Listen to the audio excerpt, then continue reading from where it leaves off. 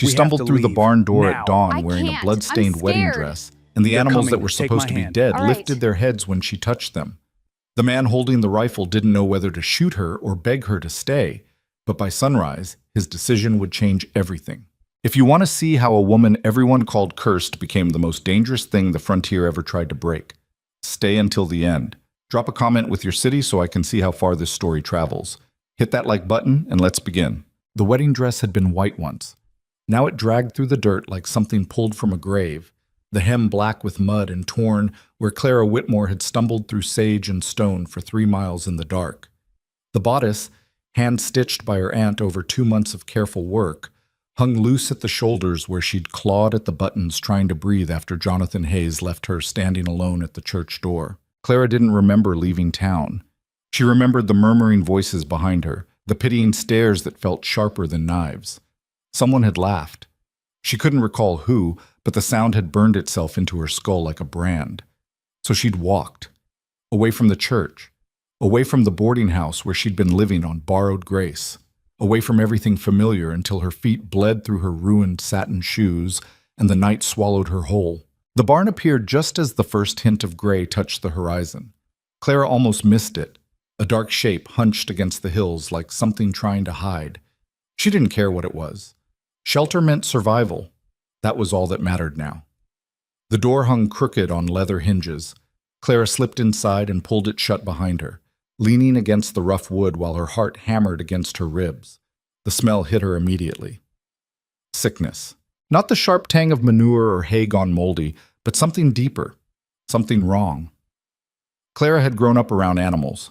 Her mother had kept chickens and goats behind their house in St. Louis before the fever took her, and she knew the scent of death creeping into living things. Her eyes adjusted slowly to the darkness. Stalls lined both walls. In the dim pre-dawn light filtering through gaps in the boards, Clara could make out shapes moving weakly in the shadows. A horse nickered softly. The sound was wrong, breathy and thin, like something drowning. Clara's mother used to say she had a gift. Not magic, nothing superstitious or sinful, just a sense for what ailed creatures that couldn't speak for themselves. Her mother would press her palm to a goat's flank and close her eyes, and somehow she'd know. Twisted gut, bad feed, poison in the water. She'd taught Clara the same strange attentiveness, though Clara had never fully understood how it worked. She only knew that sometimes, when she touched an animal, she could feel what was wrong. The nearest stall held a mare, dark coat slick with sweat despite the cool morning. Clara approached slowly, making the soft clicking sound her mother had taught her. The horse's head lolled toward her, ears flat. "Easy," Clara whispered. "I'm not here to hurt you." She reached through the slats and rested her hand on the mare's neck. The horse flinched but didn't pull away. Fever. Clara felt it immediately, a wrongness radiating from deep in the animal's belly. Not colic, not founder, something toxic moving through the mare's system like slow poison. Without thinking, Clara unlatched the stall door and stepped inside. The mare's legs trembled. White foam crusted at the corners of her mouth. "What did they feed you?" Clara murmured, running her hands along the horse's flank, over her distended belly. "What got into you?" The mare's breathing evened slightly under her touch. Clara kept her palms steady, fingers tracing the hard ridge of the animal's spine. She closed her eyes and let herself feel. There, in the gut, something sharp and chemical, burning through tissue it shouldn't touch. Clara's eyes snapped open. "Water," she whispered. "It's in the water." A rifle cocked behind her. Clara spun, heart lurching into her throat. A man stood in the barn doorway, silhouetted against the growing dawn. Tall, broad-shouldered, the rifle pointed directly at her chest. "Give me one reason," he said, voice low and rough as gravel, "why I shouldn't assume you're here to finish stealing what your kind already took." Clara's hands shot up. The mare shifted behind her, blowing air through her nostrils. I didn't take anything. I was just trespassing in my barn at dawn wearing a wedding dress." The man stepped forward. Clara could see him better now. Dark hair, older than her by maybe 10 years, face carved into hard lines by sun and work. His eyes were the color of creekstone, and they held no warmth whatsoever. "Try again." "I needed shelter." Clara's voice came out steadier than she expected. That's all. I'll leave. I'm sorry. You'll leave when I say you can leave. He didn't lower the rifle. Who sent you? Nobody sent me. I don't even know where I am. The man's jaw tightened. You expect me to believe you just wandered onto my land in a wedding dress by accident? I expect you to shoot me or let me go, Clara said, but I don't expect you to believe anything. Something flickered across his face. Surprise, maybe. He studied her for a long moment, gaze moving from her ruined dress to her bleeding feet to the mare standing calm behind her. That horse was dying yesterday, he said slowly. Wouldn't let anyone near her. Clara glanced back at the mare. The animal's breathing had steadied even more. Still sick, but no longer thrashing. She's poisoned, Clara said. They all are, aren't they? The whole herd. The rifle lowered an inch. What did you say? It's in the water. Something chemical. Probably runoff from somewhere upstream. It's burning through their systems. Clara turned back to the mare, keeping her movement slow. How long have they been sick? 2 weeks. The man's voice had changed, still wary, but with an edge of desperation underneath. Lost 3 already. Vet said there was nothing to be done. Your vet's an idiot. Clara ran her hand along the mare's neck again. The horse leaned into her touch. They need clean water, fresh hay, and something to bind the toxins before they tear through what's left of the tissue. The man stared at her. How do you know that? My mother taught me. Clara met his eyes. Before she died. Silence stretched between them. Dawn light crept further into the barn, illuminating dust motes hanging in the air. Somewhere outside, a rooster crowed. The man finally lowered the rifle completely. Cade Holloway, he said. This is my ranch. Clara Whitmore. She paused. Or it was. I don't know what my name is anymore. Cade's eyes dropped to her ring finger. No band, no mark where one had been. What happened to you? He asked. Clara's throat tightened. I made a mistake, and everyone I knew made sure I paid for it. She expected mockery, pity. Instead, Cade just nodded once, like he understood something she hadn't said out loud. Can you really help them? He gestured at the stalls around them. The animals. Clara looked at the mare, then at the other horses visible in the dim light, all showing the same symptoms, all dying slowly while no one knew how to save them. Maybe, she said, if you let me try. Cade was quiet for a long time. Clara could see him weighing options, calculating risks. She was a stranger, a woman alone, someone clearly running from something. But his animals were dying. You can stay in the spare room in the main house, he said finally. Work for room and board. If you can save even one more horse, it's worth the risk. Clara's chest constricted. She'd expected to be thrown off the property, arrested maybe. Why would you trust me? She whispered. Cade's expression didn't change. I don't. But that mare hasn't let anyone touch her in 3 days, and she's standing calm as Sunday morning with your hand on her neck. So either you're a witch, or you know something nobody else does. Either way, I'm desperate enough not to care which. He turned toward the door, then paused. Get yourself cleaned up. There's a pump around back. I'll bring you something that isn't a torn wedding dress to wear. Mr. Holloway. Cade? He interrupted. Just Cade. Clara nodded slowly. Thank you. He didn't answer, just walked out of the barn, leaving her standing alone with the dying horses and the first fragile thread of hope she'd felt since Jonathan Hayes had shattered her life. The sun rose fully while Clara washed at the pump behind the barn. The water was ice cold, but she scrubbed at her arms and face until her skin stung. The wedding dress would have to be burned. Even if she could clean it, she never wanted to see it again. Cade returned carrying a bundle of clothes, men's work trousers, a faded cotton shirt, and a leather belt. These were my wife's, he said without preamble. She was about your size. Clara took them carefully. Your wife? Dead 4 years.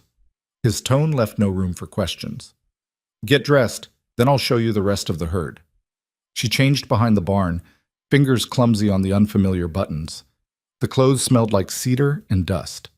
They fit well enough. When she emerged, Cade was waiting with 2 horses saddled. He handed her the reins to a gentle-looking bay gelding. You ride? Not well. You'll learn. He swung onto his own mount with practiced ease. We've got 200 head scattered across the north pasture. Half of them are showing symptoms. Clara climbed onto the bay, gripping the saddle horn tighter than she wanted to admit. The horse shifted beneath her but didn't bolt. They rode out across land that seemed to stretch forever under the pale morning sky. The ranch sprawled across rolling hills dotted with sage and scrub oak. In the distance, mountains rose like broken teeth against the horizon. "How much land?" Clara asked. 8,000 acres. Cade's voice carried a thread of pride beneath the exhaustion. "Bought it with my wife 10 years ago. Built everything from nothing." Clara could see the evidence of that work everywhere. Fences stretching into the distance, a windmill turning slowly on a far ridge, irrigation ditches carved into the hillsides. This was a place someone had fought to build.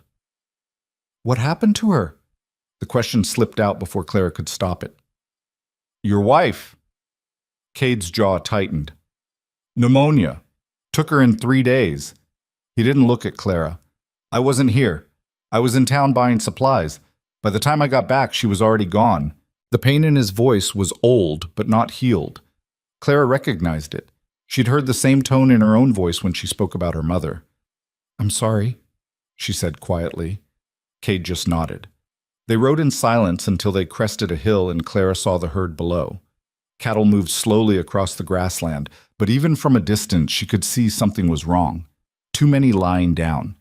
Too much lethargy in the way they moved. "There," Cade said, pointing to a creek cutting through the valley. "That's the water source for this section. If you're right about contamination, it's coming from upstream." Clara studied the creek's path. It wound down from the northern hills, disappearing into a narrow canyon.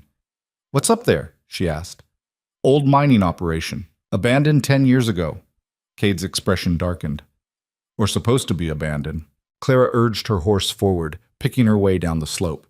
The cattle barely reacted as she approached. Another bad sign. Healthy animals would have moved away from an unfamiliar rider. She dismounted near the closest cow, a big red heifer lying on her side. The animal's breathing was labored, sides heaving. Clara knelt and placed her palm on the cow's flank. The fever was there, same as the mare. Same toxic burn working through the digestive system. "It's the same," she said. "All of them drinking from poisoned water." Cade swung down from his horse. "Can you fix it?" "Not fix, but I can maybe keep them alive long enough for their bodies to fight it off." Clara stood, brushing dirt from her borrowed trousers. "We need to cut them off from this water source. Drive them to clean water, and we need to do it fast. That's 2 days of hard riding to move a herd this size." Cade looked at the sky, calculating. "And I'm down 3 hands because they left for better pay 2 weeks ago." "How many workers do you have left?" 4, plus me." He met her eyes. "Plus you, if you're willing." Clara had never driven cattle in her life. She'd never done ranch work of any kind. But she'd also never had anywhere else to go. "Tell me what to do," she said. "Tights." The ranch hand stared at Clara like she'd crawled out of hell. There were 4 of them, gathered in front of the bunkhouse when Cade rode up with Clara behind him. 2 were young, barely 20, with sunburned faces and suspicious eyes. The third was older, Mexican, with gray threading through his dark hair. The 4th was a woman, rail-thin and hard-faced, wearing men's clothes and a gun on her hip. Cade dismounted. "This is Clara Whitmore.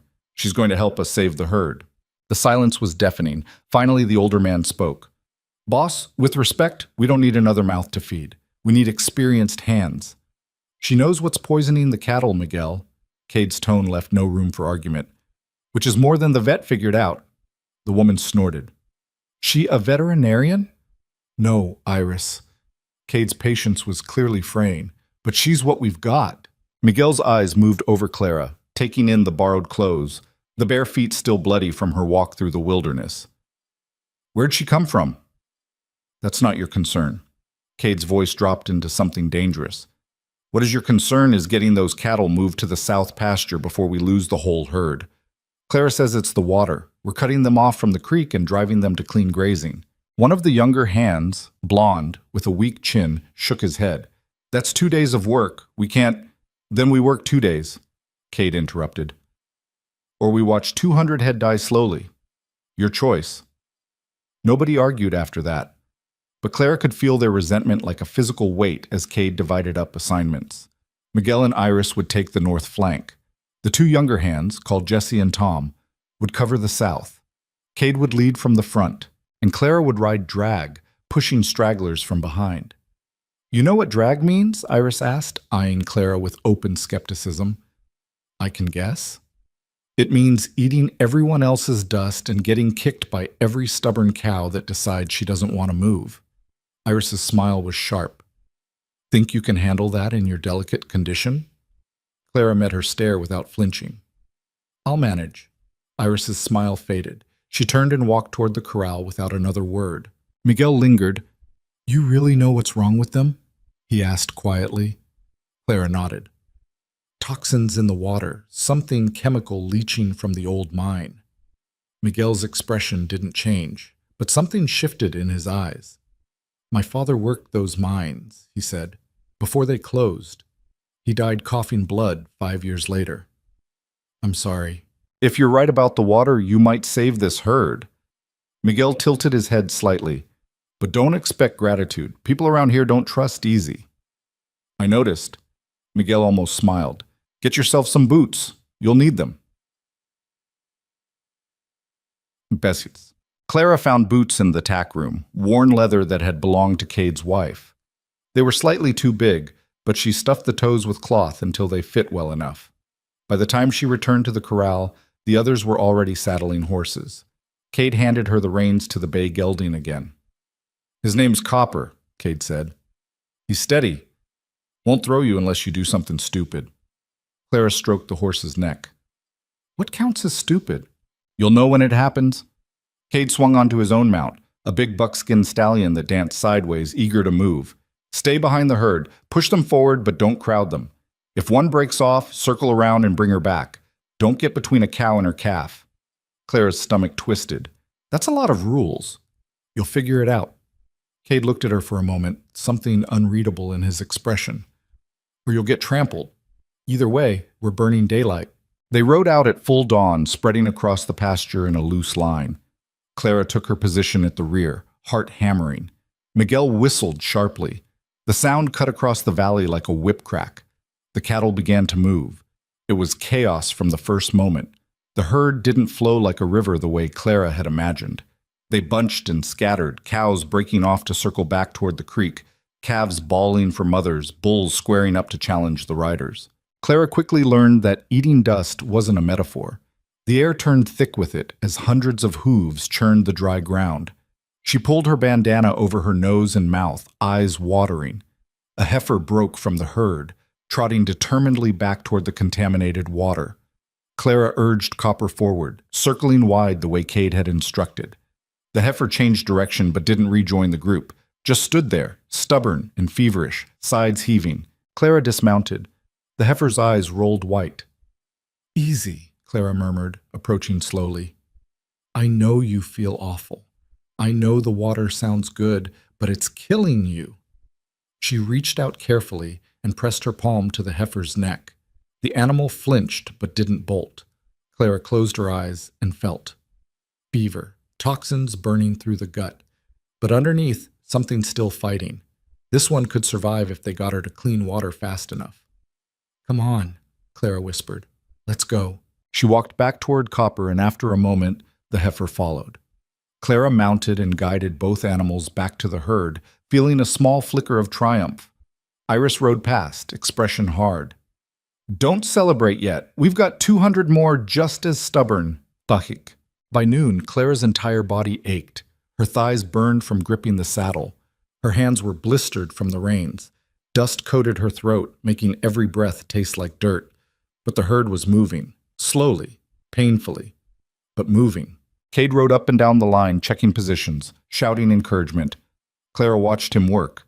Efficient, tireless, never asking anyone to do something he wouldn't do himself.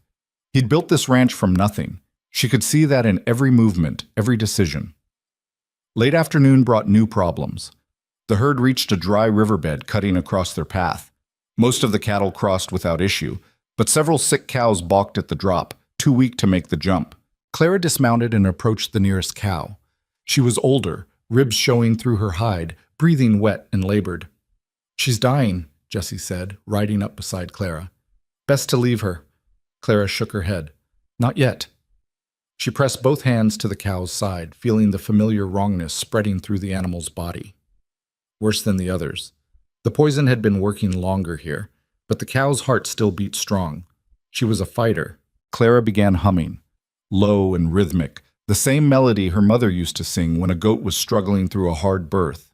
She didn't know why it worked, only that sometimes when animals were scared or hurting, the sound calmed them. The cow's breathing evened.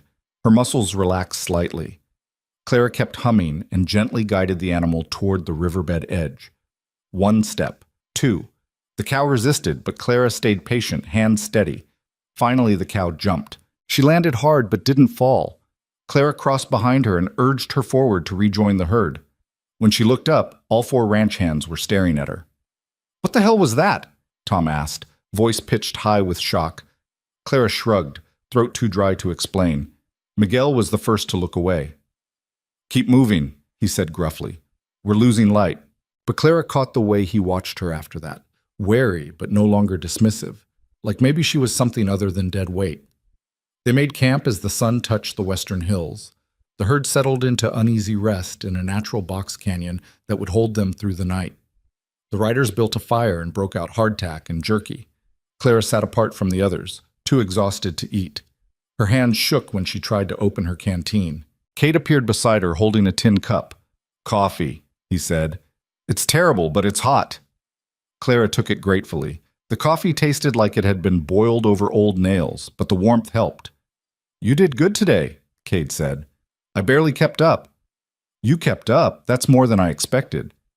He settled onto the ground beside her, stretching his long legs toward the fire. "That thing you did with the cow at the riverbed. The humming." Clara tensed. "My mother taught me. I know it sounds—" "It worked," Kate interrupted. "That's all I care about." Clara studied his profile in the firelight. Hard features, but not cruel. Tired eyes that had seen too much loss. "Why are you really doing this?" she asked quietly. "Letting me stay." Cade was silent for a long time. When he finally spoke, his voice was rough. "When my wife died, people told me to sell the ranch. Move on. Said there was nothing left here worth fighting for." He looked at Clara. "But she built this place with me. Every fence post, every corral. I couldn't let it die just because she did." Clara understood.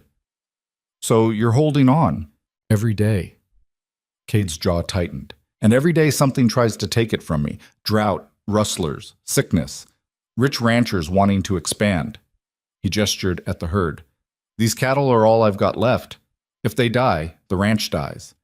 And if the ranch dies—" He didn't finish. He didn't have to. "I won't let them die," Clara said. The words came out stronger than she intended. "I'll do whatever it takes." Cade looked at her for a long moment. Then he nodded once and stood. "Get some rest. Tomorrow's going to be worse." The next day was worse.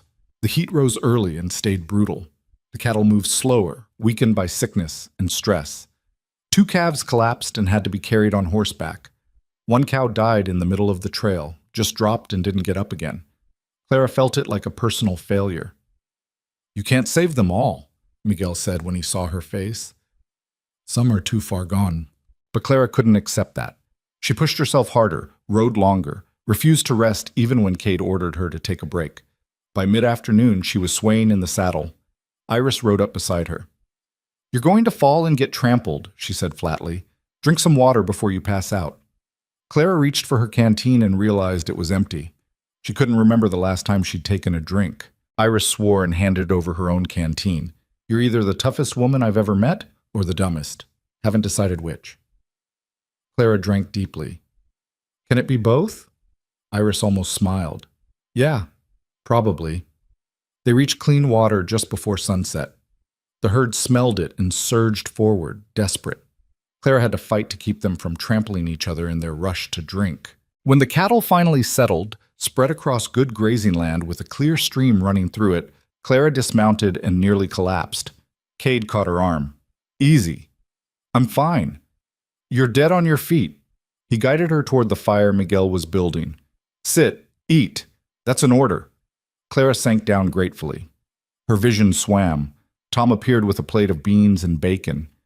"You actually did it," he said, voice surprised. We didn't lose more than a dozen.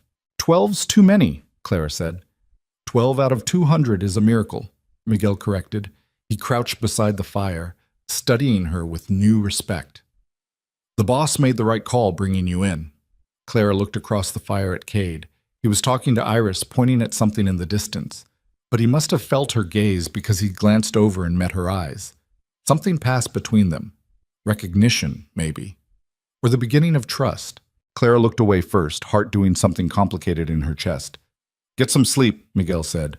Tomorrow, we start figuring out how to keep them healthy. They stayed with the herd for 3 more days while Clara taught the ranch hands how to identify the sickest animals and dose them with a mixture she made from charcoal and clay, something her mother had used to bind toxins in poisoned goats. It was crude medicine, half guesswork. But it worked.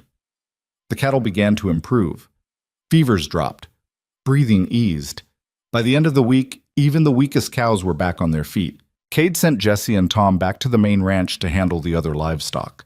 Miguel and Iris stayed with the herd, while Cade and Clara rode up into the northern hills to find the source of the contamination. They found it 2 miles upstream from where the cattle had been drinking.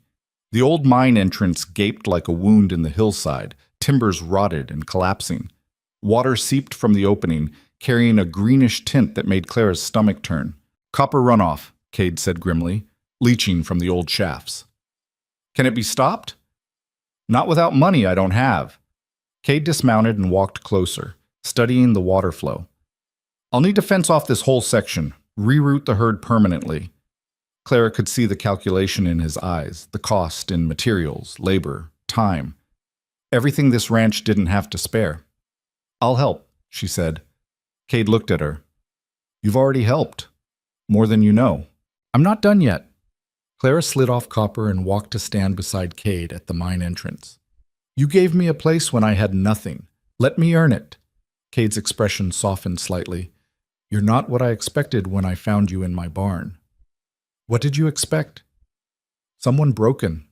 He studied her face. But you're not broken, just bent.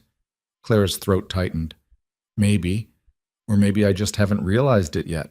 Cade reached out and gripped her shoulder briefly. We'll figure it out, together. They rode back to camp as the sun set, painting the hills gold and red. Clara felt something she hadn't felt in weeks. Hope. But that night, as she lay in her bedroll under the stars, listening to the cattle settle and the ranch hands' quiet conversation around the fire, she heard Iris say something that made her blood run cold. You hear Eleanor Voss is back in town? Miguel's response was too quiet to catch, but Cade's voice carried clear across the camp. I don't care what Eleanor does. She's not my concern anymore. She's making you her concern, Iris said. Word is she's been asking questions about the ranch, about some woman you hired. Silence. Clara's heart kicked hard against her ribs. Let her ask, Cade said finally. It's none of her business. But Clara heard the tension in his voice, and she understood, with the cold certainty of someone who'd already lost everything once, that trouble was coming. She just didn't know how bad it would be. Eleanor Voss arrived at the ranch 3 days later in a carriage that cost more than most men earned in a year.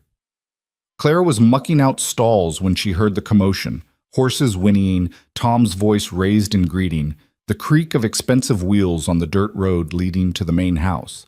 She straightened, wiping sweat from her forehead with the back of her hand, and walked to the barn door. The woman who stepped down from the carriage looked like she'd been carved from porcelain and dressed by someone who'd never seen honest dirt. Her traveling dress was deep emerald silk, fitted perfectly to a tiny waist. Her hat perched at an angle that had to be deliberate, decorated with feathers Clara couldn't name. Everything about her screamed money and breeding and a life lived far from places where animals died and work destroyed your hands. Cade emerged from the house, and Clara saw his whole body go rigid. Eleanor. Cade. The woman's voice was smooth as cream, with an accent that marked her as Eastern educated. You look well. Frontier life agrees with you. What are you doing here? Eleanor's smile didn't waver, but something cold flickered in her eyes. Is that any way to greet an old friend? I've come all the way from Boston to see how you're managing. I'm managing fine. Yes, I can see that. Eleanor's gaze swept across the ranch yard, taking in the worn fences, the patched barn roof, the chickens scratching in the dirt. Her expression said everything her words didn't. Though I imagine it's been difficult, running a place this size alone. I'm not alone. Cade's tone could have cut glass. I have good people working here. Of course. Eleanor's eyes landed on Clara, still standing in the barn doorway covered in horse manure and hay. Is that one of them? Clara felt the assessment like a slap. She knew exactly what Eleanor saw. A woman in men's clothes, hair escaping from a messy braid, hands calloused and dirty. Nothing refined or proper about her. Cade's jaw tightened. That's Clara Whitmore. She's the reason I still have a herd. How industrious. Eleanor's smile sharpened. You always did have a talent for finding strays, Cade. Clara's temper flared, but before she could respond, Miguel appeared at her elbow. Boss needs us to check the south fence line, he said quietly. Storm damage. It was a lie. There'd been no storm, but Clara recognized an exit when she heard one. Of course, she said, forcing her voice steady. She walked past Eleanor without another glance, feeling the woman's eyes boring into her back. Miguel waited until they were out of earshot before speaking. That's trouble. I gathered. She and the boss were engaged once, 5 years back, before he married Rachel. Miguel's expression was carefully neutral. Eleanor went east for finishing school, told Cade she'd be back in a year. She stayed gone 3. By the time she returned, Cade had already married. Clara's stomach dropped. She wanted him back. Still does, from the look of it. Miguel glanced back toward the house, where Eleanor and Cade still stood talking. Eleanor's father owns half the territory. Banking, railroads, mining. She's used to getting what she wants. What does she want with Cade's ranch? It's barely profitable.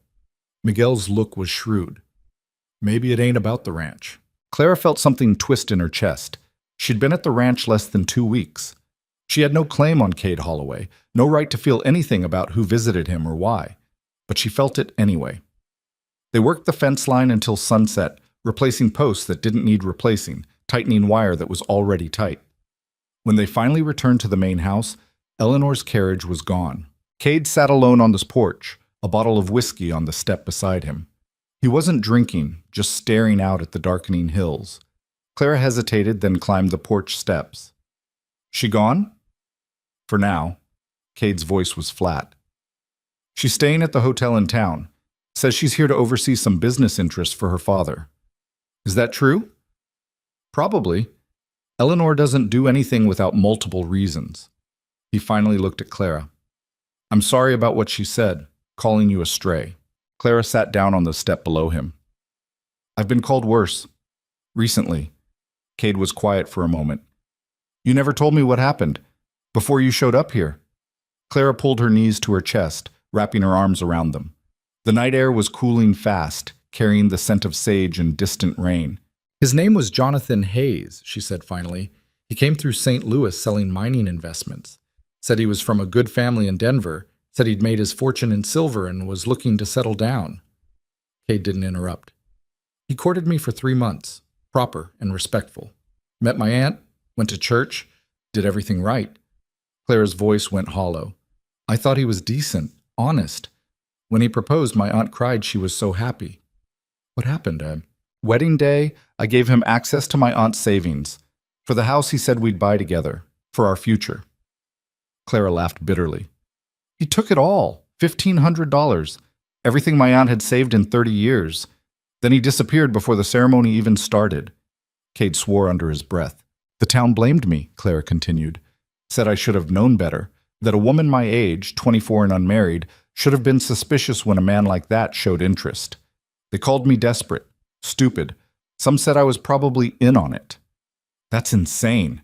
That's what people do when they need someone to blame. Clara rested her chin on her knees. My aunt wouldn't speak to me. Said I'd ruined her. The boarding house threw me out. I had nowhere to go and no money to get there anyway.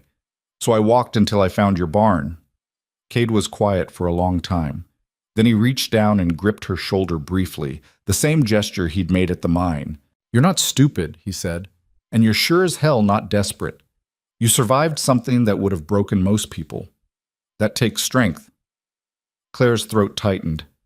Some days I don't feel very strong. Strong people rarely do. Cade stood, picking up the whiskey bottle. Get some rest. Tomorrow we start rebuilding the north fence. It's going to be brutal work. Clara watched him disappear into the house.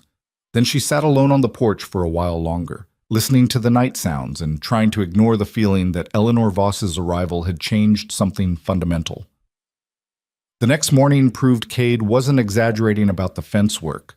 They rode out at dawn with 2 pack horses loaded with wire, posts, and tools. The section they needed to repair stretched for nearly 3 miles across rocky terrain that fought them every step. Clara learned quickly that building fence was an art form involving physics, profanity, and sheer stubborn will. The posts had to be sunk deep in ground that seemed determined to reject them.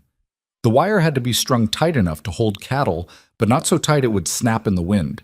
And every few hundred yards, the landscape threw new obstacles, boulders, gullies, slopes that made standing upright a challenge. By midday, Clara's hands were bleeding through her gloves. Her shoulders screamed. Sweat soaked through her shirt despite the cool autumn air. Cade worked beside her without complaint, setting posts with a rhythm born from years of practice. Miguel and Jesse handled the wire, while Tom rode ahead, marking where the next post should go. "You're doing good," Cade said when they stopped to water the horses. He nodded at the section they'd completed. "Most people quit by now." Clara flexed her aching fingers. "I'm too tired to quit." "That's the secret. Stay too tired to know better." He handed her his canteen. "Drink. We've got another mile before dark." They worked until the sun touched the western mountains, then made camp in a shallow draw protected from the wind. Jesse built a fire while Miguel broke out supplies for dinner. Clara collapsed against her saddle and closed her eyes, too exhausted to move. She must have dozed off because when she opened her eyes again, full dark had fallen and someone had draped a blanket over her. The fire crackled nearby. Low voices murmured in conversation. Clara sat up slowly, her whole body protested. Cade appeared with a tin plate. "Eat. You'll feel worse tomorrow if you don't." The food was simple: beans, bacon, hardtack, but Clara was hungry enough not to care. She ate mechanically while Cade settled beside her. "You'll toughen up," he said. "First few weeks are the hardest." "How long did it take you to adjust to this life?" Cade considered the question. "I grew up on a farm in Missouri. Manual labor wasn't new, but the scale out here, the isolation, the constant fight against the land trying to kill you, that took time." He stared into the fire. "Rachel adapted faster than I did, honestly. She grew up in Philadelphia, never touched a cow before we moved west. But she learned everything: riding, roping, branding, worked harder than any hand I ever hired." Clara heard the pain beneath his words. "You miss her." "Every day." Cade's voice went rough. "But the missing gets quieter over time. Like an old injury that aches when the weather changes but doesn't stop you from working." Eleanor didn't wait. "No." Cade's expression hardened. She decided finishing school was more important than coming back. By the time she changed her mind, I'd already met Rachel. Eleanor never forgave me for that. "Is that why she's here now?" Cade looked at Clara, firelight casting shadows across his face. "Eleanor's here because she thinks she can still get what she wants. She always does, eventually. Her father makes sure of it." "What does she want?" "This ranch." "Me?" "Both, probably." Cade's jaw tightened. "Her father's been trying to buy me out for 3 years. Says this land would be better used for railroad expansion or some damn thing. I keep refusing, so now Eleanor shows up with her smiles and her pretty dresses, thinking she can convince me where money failed." Clara felt anger burn through her exhaustion. "She thinks you're that easy to manipulate?" "She thinks every man is." Cade stood, brushing dirt from his pants. "But I didn't build this place to hand it over to someone who sees it as a business investment. This land means something. It costs something, and I'm not giving it up." The fierceness in his voice made Clara's chest tighten. She understood that feeling, the desperate need to hold on to something when the world kept trying to rip it away. They worked the fence line for 3 more days. By the end, Clara's hands had calloused over the blisters. Her muscles stopped screaming and settled into a constant ache she could work through. She learned to read the land, to spot good post sites, to judge wire tension by feel. And she learned to work beside Cade with an easy rhythm that felt natural, like they'd been doing this together for years instead of weeks. On the 4th day, they rode back to find Iris waiting with the news. "Town's talking," she'd said without preamble. "About you." About Clara. Cade's expression went dark. What are they saying? That you hired some woman nobody knows to work the ranch, that she's living in the main house. Iris's tone was carefully neutral, but her eyes flicked to Clara. Some are saying it ain't proper. Others are saying worse. Clara's stomach sank. She should have expected this. A ruined woman living alone with a widower. Of course people would talk. Let them talk, Cade said flatly. It ain't that simple, boss. Iris shifted her weight. Eleanor Voss has been visiting the church ladies, taking tea with the mayor's wife, asking questions about Clara's background, making concerned noises about propriety and Christian morals. Miguel swore in Spanish. Clara felt cold spread through her chest. She's trying to ruin my reputation. What reputation? Iris's voice wasn't cruel, just factual. No offense, but you showed up in a wedding dress with no explanation. Town already thinks you're trouble. Eleanor's just confirming what they want to believe anyway. That's enough, Cade said sharply. Clara's business is her own. Town can think whatever the hell they want. But Clara saw the calculation in his eyes. He was worried. A ranch owner's reputation mattered out here. Whispers about impropriety could cost him business, make it harder to hire good hands, damage relationships with suppliers. She was becoming a liability. I can leave, Clara said quietly. Find work somewhere else. You don't need this kind of trouble. You're not leaving. Cade's tone left no room for argument. I don't give a damn what Eleanor says or what the town thinks. You've earned your place here. Have I? Clara met his eyes. Or are you just being stubborn? Both. A ghost of a smile crossed Cade's face. I'm very good at stubborn. Despite everything, Clara almost laughed. But that night, lying in her small room off the kitchen, she heard voices drifting through the walls. Cade and Miguel, talking low in the main room. You know this won't end well, Miguel said. Eleanor's not going to stop, and the town will side with her. They always do. Then they side with her. Cade's voice was hard. I'm not throwing Clara out to satisfy gossip. It ain't about gossip, boss. It's about survival. You're already operating on thin margins. If Eleanor's father decides to make trouble, cut off your credit, pressure the feed suppliers, turn the other ranchers against you, this place goes under. Silence. I know, Cade said finally, and Clara heard the exhaustion in his voice. I know what's at stake, but I'm not abandoning someone who needs help just because it's inconvenient. I did that once. I won't do it again. Clara pressed her palm against the wall, throat tight. She didn't know what he meant by that last part, but she heard the weight of old guilt in his words. She also heard Miguel's resigned sigh. Your funeral, Miguel said. Just don't say I didn't warn you. Clara barely slept. When dawn came, she rose early and walked out to check on the horses, needing movement and fresh air to clear her head. The mare she'd first treated, the one who'd been dying that night, Clara stumbled into the barn, whickered softly when Clara approached. The horse was healthy now, coat gleaming, eyes bright. Clara had named her Ash for her gray coloring. Hey, girl, Clara murmured, stroking Ash's neck. You feeling good? The mare nuzzled her shoulder, warm breath against Clara's skin. Clara had always felt more comfortable with animals than people. Animals didn't lie, didn't pretend. They either trusted you or they didn't, and you knew where you stood. People were harder, messier. They smiled while planning your destruction, like Jonathan Hayes, like Eleanor Voss. Clara. She turned to find Cade standing in the barn doorway, backlit by the rising sun. We need to talk, he said. Clara's heart sank. This was it. The conversation where he'd explain very reasonably why she needed to leave, where he'd offer some money, maybe a letter of reference, and send her on her way to protect his ranch. She couldn't even blame him. But Cade's next words knocked that assumption sideways. I'm taking you to town today, introducing you properly, making it clear you work for me as a ranch hand, same as Miguel or Iris, and that anyone who has a problem with that can take it up with me directly.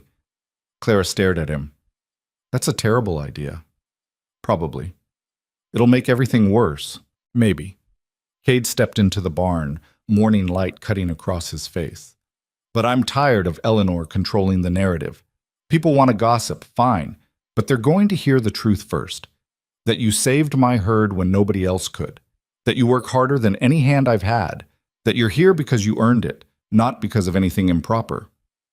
Cade, die Spikam. Equal, I know what you're going to say. He held up a hand.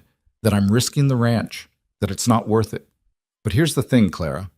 This ranch was supposed to be about building something good, a place where hard work mattered more than gossip or status or who your father was. If I compromise that to keep Eleanor happy, then what's the point? I might as well sell to her father and be done with it. Clara's chest felt too tight. Nobody had ever stood up for her like this. Not her aunt, not the people in town who'd known her for years. Why? She whispered. Why does it matter so much? Cade was quiet for a moment. When he spoke, his voice was rough with something Clara couldn't quite name. Because you remind me that some things are worth fighting for, even when it's hard.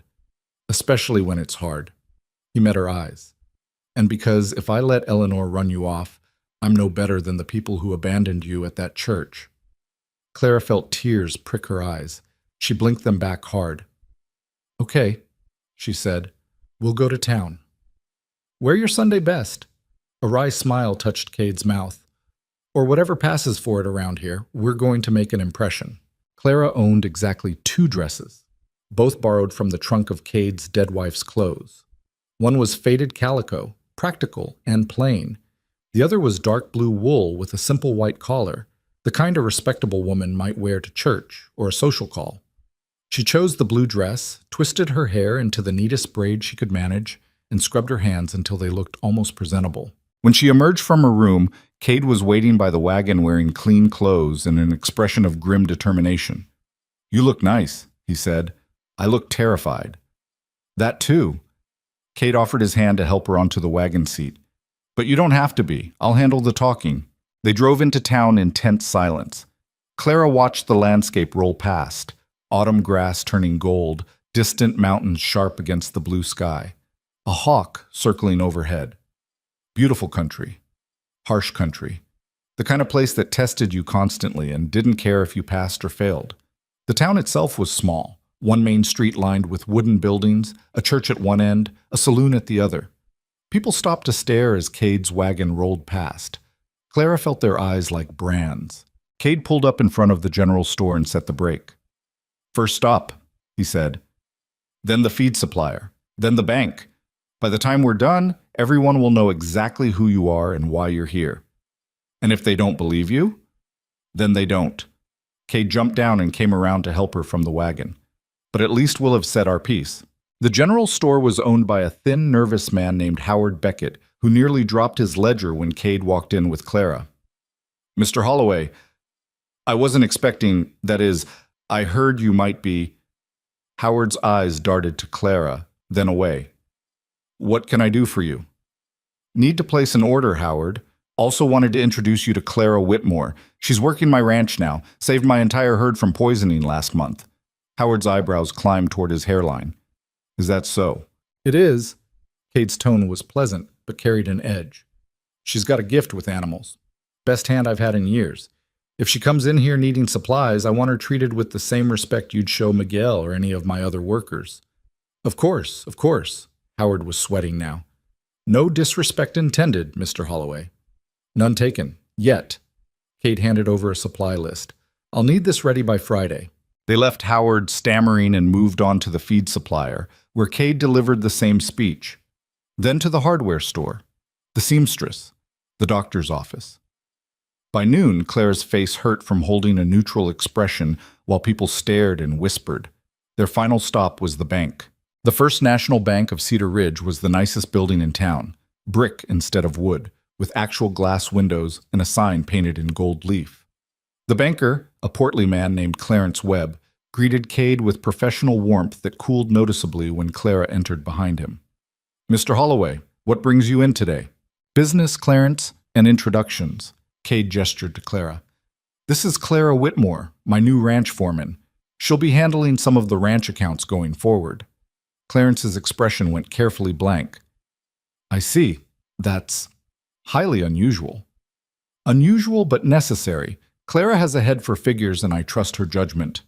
Cade leaned against the counter, casual but with steel underneath. Any reason that would be a problem? No problem at all. Clarence's smile didn't reach his eyes. Though I should mention, I had a visit from Miss Voss yesterday. She expressed some concern about the ranch's finances, suggested that perhaps you were being taken advantage of by certain unscrupulous individuals. Claire's hands clenched in her skirts. Cade's expression didn't change. Did she now? She was quite worried. Mentioned that vulnerable men are often targets for women of questionable character looking to secure their futures through deception. That's interesting, Cade said softly. Since the only person who's ever tried to deceive me regarding my ranch was Eleanor herself, when she tried to convince me last year that selling to her father was for my own good. Clarence flushed. Mr. Holloway, I don't think, Here's what I think, Clarence. I think Eleanor is spreading lies because she doesn't like that I'm running my ranch my way instead of hers. And I think you do well to remember that my business has kept this bank profitable through 3 bad winters and 2 droughts. So unless you want me to take my accounts to the bank in Silverton, I suggest you treat my employees with respect. Silence filled the bank. The clerk at the back desk had stopped working to watch. Clarence cleared his throat. Of course, Mr. Holloway. No disrespect intended to Miss Whitmore. Good. Cade straightened. Clara, let's go. We're done here. Outside, Clara had to force herself to breathe normally. Her whole body shook with suppressed emotion, anger, humiliation, and something dangerously close to gratitude. That was, she started. Necessary, Cade finished, and not over. Eleanor will push back harder now. Maybe I should... No. Cade turned to face her, expression fierce. Don't finish that sentence. You're not leaving. You're not backing down. We're in this together now, whether Eleanor likes it or not. Clara wanted to argue, wanted to point out that she was dragging him into a fight he didn't need, but she was also tired of running, tired of letting other people's judgment define her. All right, she said quietly. Together. Cade nodded once, satisfied. Then his expression shifted, looking past Clara toward something behind her. Clara turned to see Eleanor Voss emerging from the dress shop across the street, accompanied by 2 women in expensive clothes. All 3 were staring directly at them. Eleanor's smile was sharp enough to draw blood. Cade, what a pleasant surprise. She glided across the street, skirt swishing. And Miss Whitmore, how nice to see you in proper attire for once. Clara bit back her first response. Eleanor, Cade's voice was cold. Surprised you're still in town. Thought you'd have headed back east by now. Oh, I'm in no hurry. There's so much to do here, so many people to visit. Eleanor's gaze flicked to Clara, then back to Cade. I've been hearing the most interesting stories about your ranch, about how you've taken in a woman with no references, no family, no background anyone can verify. Some are calling it charitable, others are calling it something else. Let them call it whatever they want, Cade said flatly. But that's just it, darling. What people call things matters. Eleanor stepped closer, lowering her voice to something that sounded almost concerned. I'm worried about you. This woman shows up out of nowhere, gains your trust, has access to your accounts. Don't you see how it looks? How vulnerable it makes you? The only thing I'm vulnerable to is losing my patience with this conversation. Eleanor's mask slipped for just a second, revealing something cold and hard underneath. Then the smile returned. Very well. I can see you're determined to make mistakes. She turned to Clara. I do hope you understand what you're doing, Miss Whitmore. Small towns have long memories. Once your reputation is ruined, it stays ruined, and Cade's right along with it. My reputation was already ruined, Clara said quietly. I've got nothing left to lose. Everyone has something to lose. Eleanor's voice dropped to barely above a whisper. The question is whether you're willing to drag others down with you. She swept away before Clara could respond, her companions following like well-dressed shadows. Cade swore under his breath. Ignore her. She's just trying to get in your head. But Clara couldn't ignore it. Because Eleanor was right about one thing. Clara's presence was damaging Cade's standing. And no matter how much he claimed not to care, eventually it would cost him something he couldn't afford to lose. They drove back to the ranch in silence. When they arrived, Miguel was waiting with more bad news. 3 of the steers are missing from the south pasture, he said. Tracks suggest rustlers. Cade's expression went dark. How many riders? At least 2, maybe 3. They knew what they were doing, cut out the best stock, covered their trail. Same group that hit the Morrison Ranch last month? Likely. Miguel glanced at Clara, then back to Cade. Could also be someone sending a message. The implication hung in the air. Eleanor's father had connections to every criminal operation in the territory. If he wanted to pressure Cade, stolen cattle would be an easy way to do it. "Round up whoever's available," Cade said. "We ride at first light. I want those cattle back." Clara stepped forward. "I'm coming with you." "Like hell you are. This isn't fence mending. These men are armed and dangerous." "I can ride. I can shoot." Clara met his eyes. "And I won't sit here waiting while you risk your life for cattle I helped save." Cade looked like he wanted to argue, but something in Clara's expression must have convinced him. "Fine," he said finally. "But you follow orders, no heroics. Understood?" "Understood." Miguel shook his head. "This is a bad idea, boss." "Yeah," Cade agreed. "But when has that ever stopped us?" They rode out at dawn, Cade, Clara, Miguel, and Iris. Tom and Jesse stayed behind to watch the ranch. The trail was easy to follow at first, heading northeast toward the Badlands, where the law rarely ventured. By midday, they'd covered 15 miles of rough country. The tracks led into a narrow canyon with steep walls and limited visibility. "Ambush territory," Miguel muttered. Cade pulled up, studying the canyon entrance. "Could also be the only way through. We go around, we lose a day. Or we go through and lose more than that," Iris said. Clara felt the tension ratchet higher. This was the moment where smart people turned back, where caution won over stubbornness. But Cade didn't turn back. "Single file," he said. "Eyes open, rifles ready." They entered the canyon in silence, hoofbeats echoing off stone walls. Clara's heart hammered against her ribs. Her palms were slick on the rifle Cade had insisted she carry. They were halfway through when the first shot rang out. The bullet hit the canyon wall 2 feet from Clara's head, spraying rock chips across her face. Her horse reared, nearly throwing her. She grabbed the saddle horn with one hand, rifle clutched in the other, heart slamming into her throat. "Down!" Cade's voice cut through the chaos. "Get behind the rocks." Clara didn't think. She threw herself from the saddle, hitting the ground hard enough to knock the wind from her lungs. The rifle skittered from her grip. She scrambled forward on hands and knees while bullets sparked off stone around her. Miguel reached her first, hauling her behind a boulder with one hand while firing upward with the other. "Stay low!" Clara pressed her back against the rock, gasping. Her hands shook so badly she could barely hold the rifle. This was nothing like the careful target practice Cade had insisted on. This was chaos and noise, and the sick certainty that she was about to die in a canyon miles from anywhere that mattered. "How many?" Cade's voice came from somewhere to her left. "3, maybe 4, Iris answered. "High ground, east wall." Another volley of shots. Clara forced herself to look around the boulder's edge. Movement on the canyon rim, figures silhouetted against the sky. They had the advantage of position and were using it. "We're pinned," Miguel said flatly. "Can't go forward, can't retreat without exposing ourselves." "The horses are scattered." Iris's voice was tight. "We lose them. We're dead out here." Clara's mind raced. The canyon walls were too steep to climb quickly. Going back meant a quarter mile of open ground. Forward was worse. They were trapped, and whoever was shooting knew it. "Stop firing!" a voice called from above. Male, rough, with an accent Clara couldn't place. "We don't want trouble. Just throw down your weapons and ride out." "Like hell," Cade muttered. Then louder. "Those are my cattle you stole. I want them back." Laughter echoed off the canyon walls. "Cattle are long gone, friend. This ain't about beef anymore. This is about you learning to mind your business and stop making enemies." Clara's blood went cold. Miguel had been right. This wasn't random rustling. This was a message. "Who sent you?" Cade shouted. "Was it Voss?" Silence. Then more gunfire, closer this time. A bullet ricocheted off the rock inches from Clara's head. "Next one won't miss," the voice called. "You got one chance. Leave the woman and ride out. She's what this is about anyway." Clara felt the words like a physical blow. Miguel swore viciously. Iris turned to stare at her, eyes wide. Cade's expression went murderous. "Over my dead body." "That can be arranged."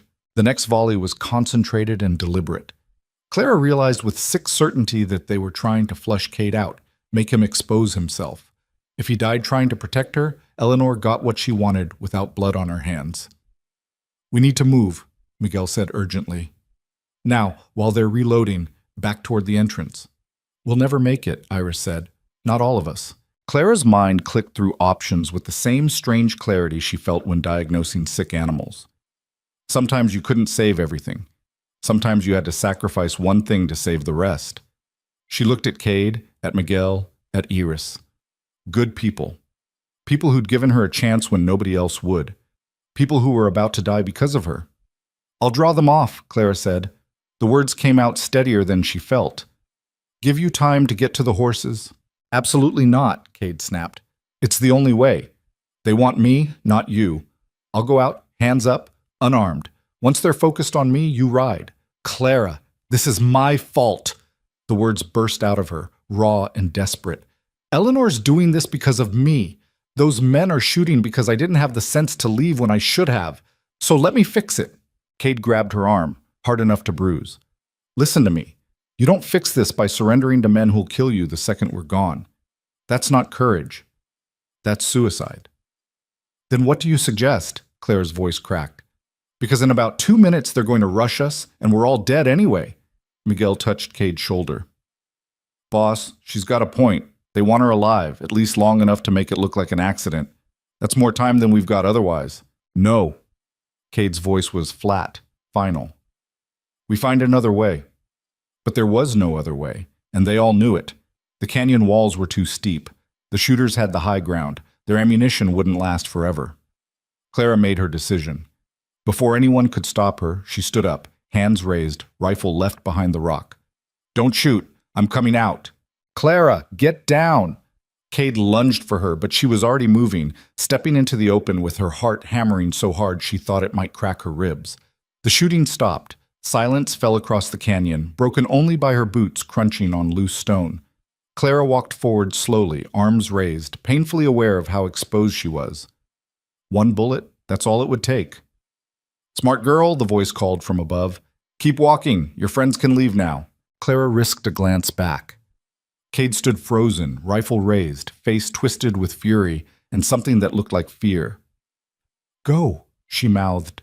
Please. She saw the moment he understood what she was doing, saw the calculation flash across his face, save himself and his people, or die trying to save her. For a terrible second, she thought he'd choose death. Then Miguel grabbed his arm, pulling him back toward the horses. Boss, we have to move, now! Cade didn't lower his rifle. We're coming back for you, he said, voice carrying across the canyon. You hear me, Clara? This isn't over. I know, Clara whispered, though he was too far away to hear. She kept walking until rough hands grabbed her from behind. Someone yanked her arms down, binding her wrists with rope that bit into her skin. A cloth sack went over her head, cutting off her vision. Good choice, a man's voice said close to her ear. Saved your friends' lives. Not sure about your own, though. Clara's stomach lurched as they dragged her forward. She heard horses, the creak of leather, voices discussing something she couldn't quite make out. Then she was lifted and thrown across a saddle like a sack of grain. The horse started moving, and all Clara could do was hang on and pray that Cade was smart enough not to follow them directly into whatever trap Eleanor had prepared. They rode for what felt like hours. Clara lost track of time in the darkness of the hood, body aching from the awkward position, mind racing through increasingly worse scenarios. Finally, the horse stopped. She was dragged down and dumped on hard ground. The hood came off. Clara blinked in the sudden light. They were in some kind of abandoned building, a barn maybe, or an old mining structure. Wooden walls, dirt floor, roof half collapsed to let in slashes of late afternoon sun. 3 men stood around her. The one who'd done the talking was older, 40 or so, with a scar cutting through his left eyebrow. The other 2 were younger, harder to read. Here's how this works, Scarface said. You're going to write a letter to Cade Holloway. Tell him you're leaving, taking the money you stole from his ranch, heading east. Make it convincing. Clara's mind reeled. I didn't steal anything. Doesn't matter what's true. Matters what people believe. He tossed a pencil and paper at her feet. Write it, or we make things unpleasant. And if I do write it? Scarface smiled. It wasn't reassuring. Then you get to keep breathing, for a while anyway. Clara's hands were still bound. She couldn't write even if she wanted to. This is Eleanor's plan, isn't it? Frame me for theft, make me disappear, clear the path back to Cade. Don't know any Eleanor, Scarface said, but his eyes shifted slightly. We're just doing a job that involves kidnapping and murder. Clara forced her voice steady. That's a hanging offense in this territory, only if someone proves it. Scarface crouched down to her level. See, the thing is, nobody's going to look too hard for a woman like you. No family, no history, already branded a thief and a liar. You disappear, people shrug and move on. Probably figure you ran off with another man's money. The worst part was that he was right. Nobody would investigate. Nobody would care. She'd vanish, and within a month, people would forget she'd existed. Except Cade. Cade would know. He'd come looking. And Eleanor was probably counting on that too. Another accident waiting to happen. I need my hands free to write, Clara said quietly. Scarface considered this, then nodded to one of the younger men. Cut her loose, but if she tries anything, shoot her. The rope fell away.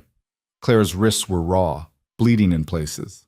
She picked up the pencil with numb fingers. What do you want me to say? Make it good. Apologetic. Say you never meant to hurt him, but you saw an opportunity and took it. That you're going back east to start over. Scarface smiled again. Make him believe you were playing him from the start. Clara stared at the paper. Her hand shook. If she wrote this letter, it would destroy everything. Her reputation, Cade's trust, any chance of proving Eleanor's involvement. But if she didn't write it, these men would kill her. She thought about her mother, about the strange gift she'd passed down. The ability to sense wrongness, to feel sickness before it showed symptoms. Her mother had always said it was about paying attention to the small details everyone else missed. Clara looked at the three men. Scarface was confident, relaxed. The younger ones were nervous, fidgeting. The one who'd cut her ropes kept glancing at the door. They were expecting someone, or worried someone would show up. Clara started writing. Not the letter they wanted, but something else entirely. She wrote quickly, keeping her body positioned to block their view. What's taking so long? Scarface demanded. I'm trying to make it convincing, Clara said. You want him to believe it, right? That takes time. She kept writing, not a confession, a message, something that would only make sense to someone who knew her. When she finished, she held out the paper. Scarface snatched it, eyes scanning the words. His expression darkened. This isn't what I told you to write. It's what I'm willing to write, Clara said. Take it or leave it. Scarface's hand went to the gun at his hip. Clara's heart stopped. Then a voice called from outside. Someone's coming! Riders! All three men turned toward the door. Clara didn't hesitate. She grabbed the pencil and drove it into Scarface's leg as hard as she could. He screamed, staggering backward. Clara was already moving, diving for the door. The younger men recovered faster than she expected, grabbing for her. She twisted away, barely avoiding their grip. Outside, the sound of hoofbeats grew louder. Clara ran toward it, legs burning, lungs screaming. A gunshot cracked behind her. She felt the bullet pass close enough to hear it, but she didn't stop. Then Cade was there, riding hard with Miguel and Iris flanking him. He swung down before his horse even stopped, catching Clara as her legs gave out. I've got you, he said roughly. I've got you. Gunfire erupted behind them. Miguel and Iris returned fire while Cade hauled Clara onto his horse. They rode out in a chaos of bullets and shouting, Clara clinging to Cade's back, too shaken to do anything but hold on. They didn't stop until they were miles clear, the building a distant speck behind them. Only then did Cade pull up, turning to check her for injuries. Are you hurt? No, scared but not hurt. Clara's whole body trembled. How did you find me? Track them. Miguel's the best tracker in the territory. Cade's hands were gentle but thorough, checking for wounds she might not feel yet. What did they want? A letter, saying I stole from you and ran off. Clara pulled the crumpled paper from where she'd shoved it in her pocket. I didn't write what they wanted. Wrote something else instead. Cade unfolded the paper, reading. His expression shifted from confusion to understanding to something that looked almost like awe. Clara had written, The mare with the ash-colored coat is dying. Only one person can save her. The rest is lies. You wrote a message I'd understand, Cade said quietly. Something that proved coercion. I thought if they killed me, at least you'd know the truth. Clara's voice cracked. That I didn't betray you. Cade's arms came around her, sudden and fierce. You're not dying, not today, not on Eleanor's orders or anyone else's. Clara pressed her face against his shoulder, breathing in the scent of leather and horse and dust. Safe. For now. When they finally pulled apart, Miguel was watching with an expression of grim satisfaction. "We got one of them," he said. "The one you stabbed with a pencil. He's going to talk." Clara's hands were still shaking. "He won't testify against Eleanor. Her father will make sure of it." "Maybe. But now we know she's willing to commit murder." Cade's voice was hard. "That changes things." They rode back to the ranch in tense silence. Tom and Jesse met them at the gate, rifles ready, relaxing only when they saw everyone accounted for. "Trouble?" Tom asked. "Always," Iris said wearily. "But we're still breathing." Clara slid off the horse, legs barely supporting her weight. Everything hurt. Her wrists were raw, her ribs bruised from being thrown across the saddle, her hands bleeding from the ropes. But she was alive. Cade sent the others to tend the horses while he walked Clara to the house. Inside, he poured 2 glasses of whiskey and handed her one. "Drink. You've earned it." Clara drank. The whiskey burned going down, but it helped steady her nerves. "Eleanor's not going to stop." "I know." "She'll try again. Different method, same goal." Clara set down the glass. "I should leave, tonight, before someone else gets hurt." "No." Cade's voice was flat. "We're past that now." "Cade, those men tried to kill you today. They would have succeeded if we'd been 10 minutes slower. If Miguel hadn't picked up their trail." His jaw tightened. "Eleanor declared war when she did that, and I'm done playing defense." Clara stared at him. "What are you going to do?" "Fight back." Cade drained his glass in one swallow. "Eleanor thinks she can manipulate this situation because I'm too weak or too honorable to hit back. Time to prove her wrong." "You're talking about going after her father's business interests. I'm talking about exposing what she did. Those men didn't just appear out of nowhere. Someone hired them. Someone paid them. That money leaves a trail." Cade's eyes were hard. "And I'm going to follow it straight back to Eleanor Voss." Clara wanted to argue, wanted to point out that going after someone with Eleanor's resources was suicide, but she was also tired of being hunted, tired of running. "What do you need me to do?" she asked instead. Cade looked at her for a long moment. Then something shifted in his expression. Respect, maybe, or recognition. "Get some rest tonight. Tomorrow, we ride into town and file charges against those men for attempted murder and kidnapping. Force the law to investigate. Make noise. Get people asking questions Eleanor can't afford to have answered. The sheriff is on her father's payroll. Maybe, but the federal marshal isn't." Cade smiled grimly. "An attempted murder on federal land is a federal crime. Sheriff can't bury it even if he wants to." Clara felt a flicker of hope. "You think it'll work?" "I think it's our best shot. And I'm done sitting around waiting for Eleanor to make the next move." That night, Clara couldn't sleep. She lay in her small room, staring at the ceiling, replaying the day's events. The ambush, the kidnapping, the moment she'd thought she was going to die, and the moment Cade had appeared, riding hard, refusing to leave her behind. A soft knock on her door brought her upright. "Yeah?" The door opened. Cade stood in the doorway, still fully dressed. "Couldn't sleep either?" "No." He hesitated, then stepped inside, leaving the door open for propriety's sake. "I wanted to say something about today." Clara sat up fully, pulling the blanket around her shoulders. "Okay." "What you did in that canyon, stepping out to draw their fire. That was the bravest and stupidest thing I've ever seen." Cade's voice was rough. "Don't ever do it again." "I was trying to save your life." "And I was trying to save yours." He moved closer, sitting on the edge of her bed. "Clara, if I'd lost you today, those men had killed you while I rode away to save my own skin, I wouldn't have been able to live with that." Clara's throat tightened. "Why not? You barely know me." "That's the thing. I thought I barely knew you." Cade's eyes met hers. "But somewhere over the past few weeks, you became important. Not just as a hand who saved my herd, as a person, someone I trust, someone I—" He trailed off, jaw working. Clara's heart hammered. "Someone you what?" "Someone I can't afford to lose," Cade finished quietly. "The ranch was supposed to be enough. Work and land and building something lasting.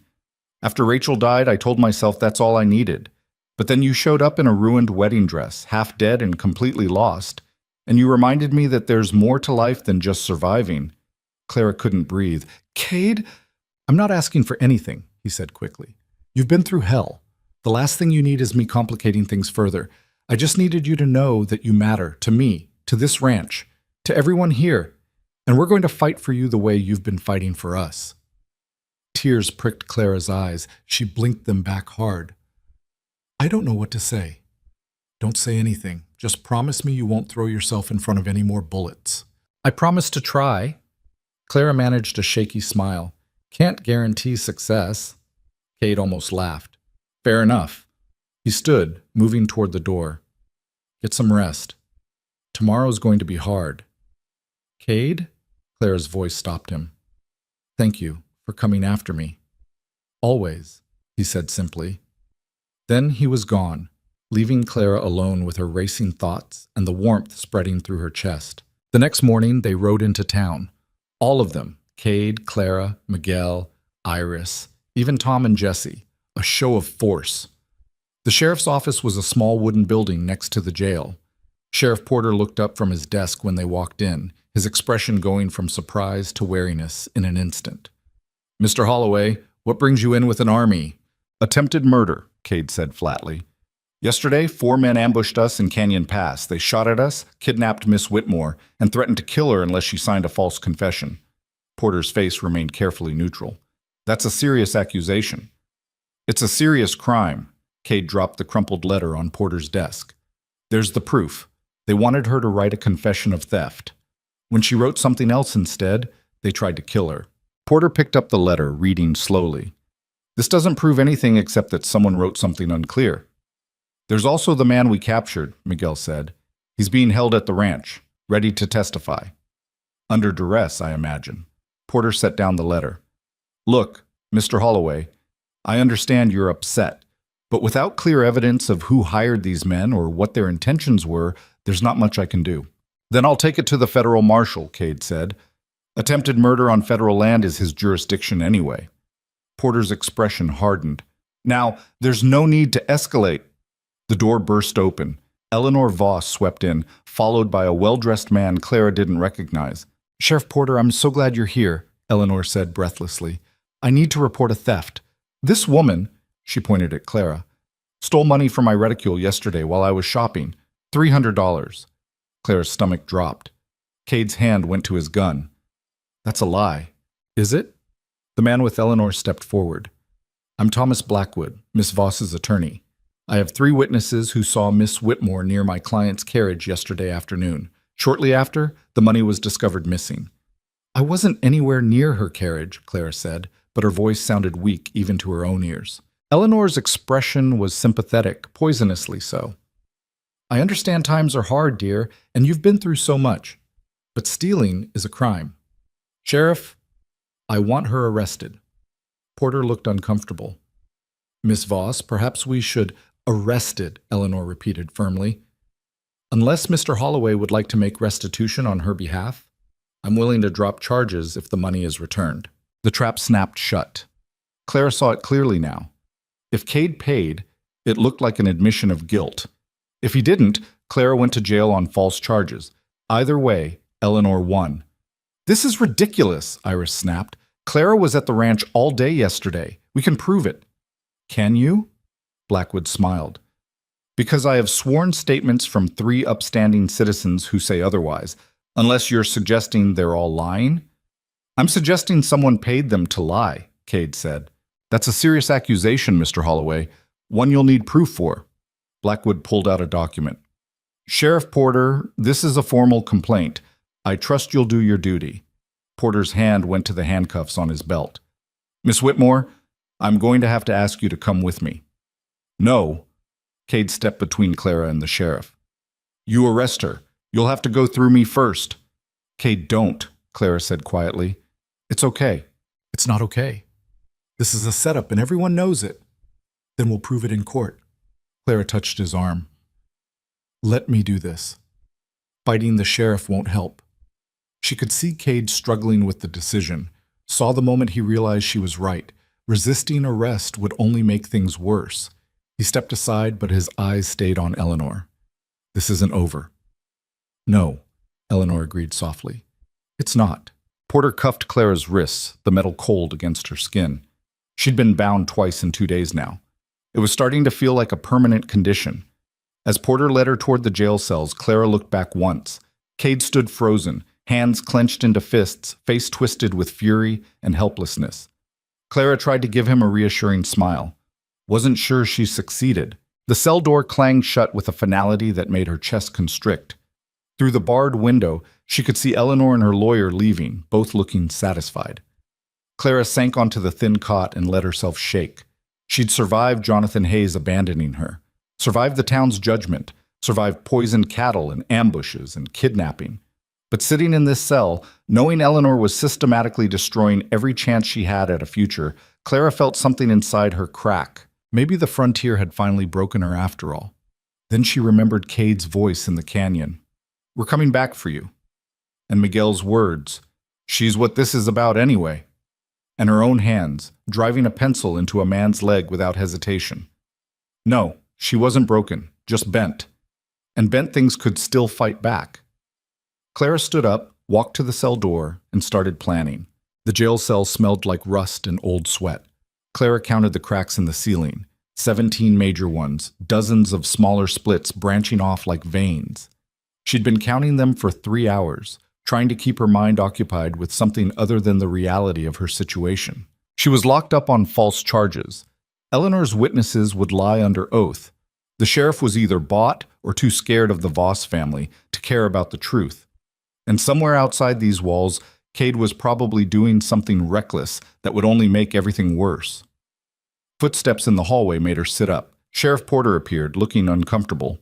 Behind him stood a woman Clara didn't recognize, late 30s, dressed in severe gray, carrying a leather satchel. "You have a visitor," Porter said. "Legal counsel." The woman stepped into view. "Margaret Chen, I'm an attorney from Silverton. Mr. Holloway retained my services this morning." Clara blinked. "Cade hired you?" "He did. Rode 20 miles before dawn to reach my office." Margaret's voice was crisp, professional. "May I speak with my client privately, Sheriff?" Porter hesitated, then nodded. 10 minutes. I'll be right outside." When the door closed, Margaret pulled a stool close to the cell bars and sat. "Let's be efficient. Tell me exactly what happened, leaving nothing out." Clara did. The ambush, the kidnapping, the forced letter, Eleanor's accusation in the sheriff's office. Margaret took notes in a small leather book, her expression unreadable. "The witnesses Eleanor produced," Margaret said when Clara finished. "Do you know who they are?" "No, I've never seen them before yesterday." "That's actually good. Makes it easier to prove fabrication." Margaret tapped her pencil against the notebook. "Here's our situation. The theft charge is weak. 3 witnesses claiming they saw you near a carriage isn't proof you took anything.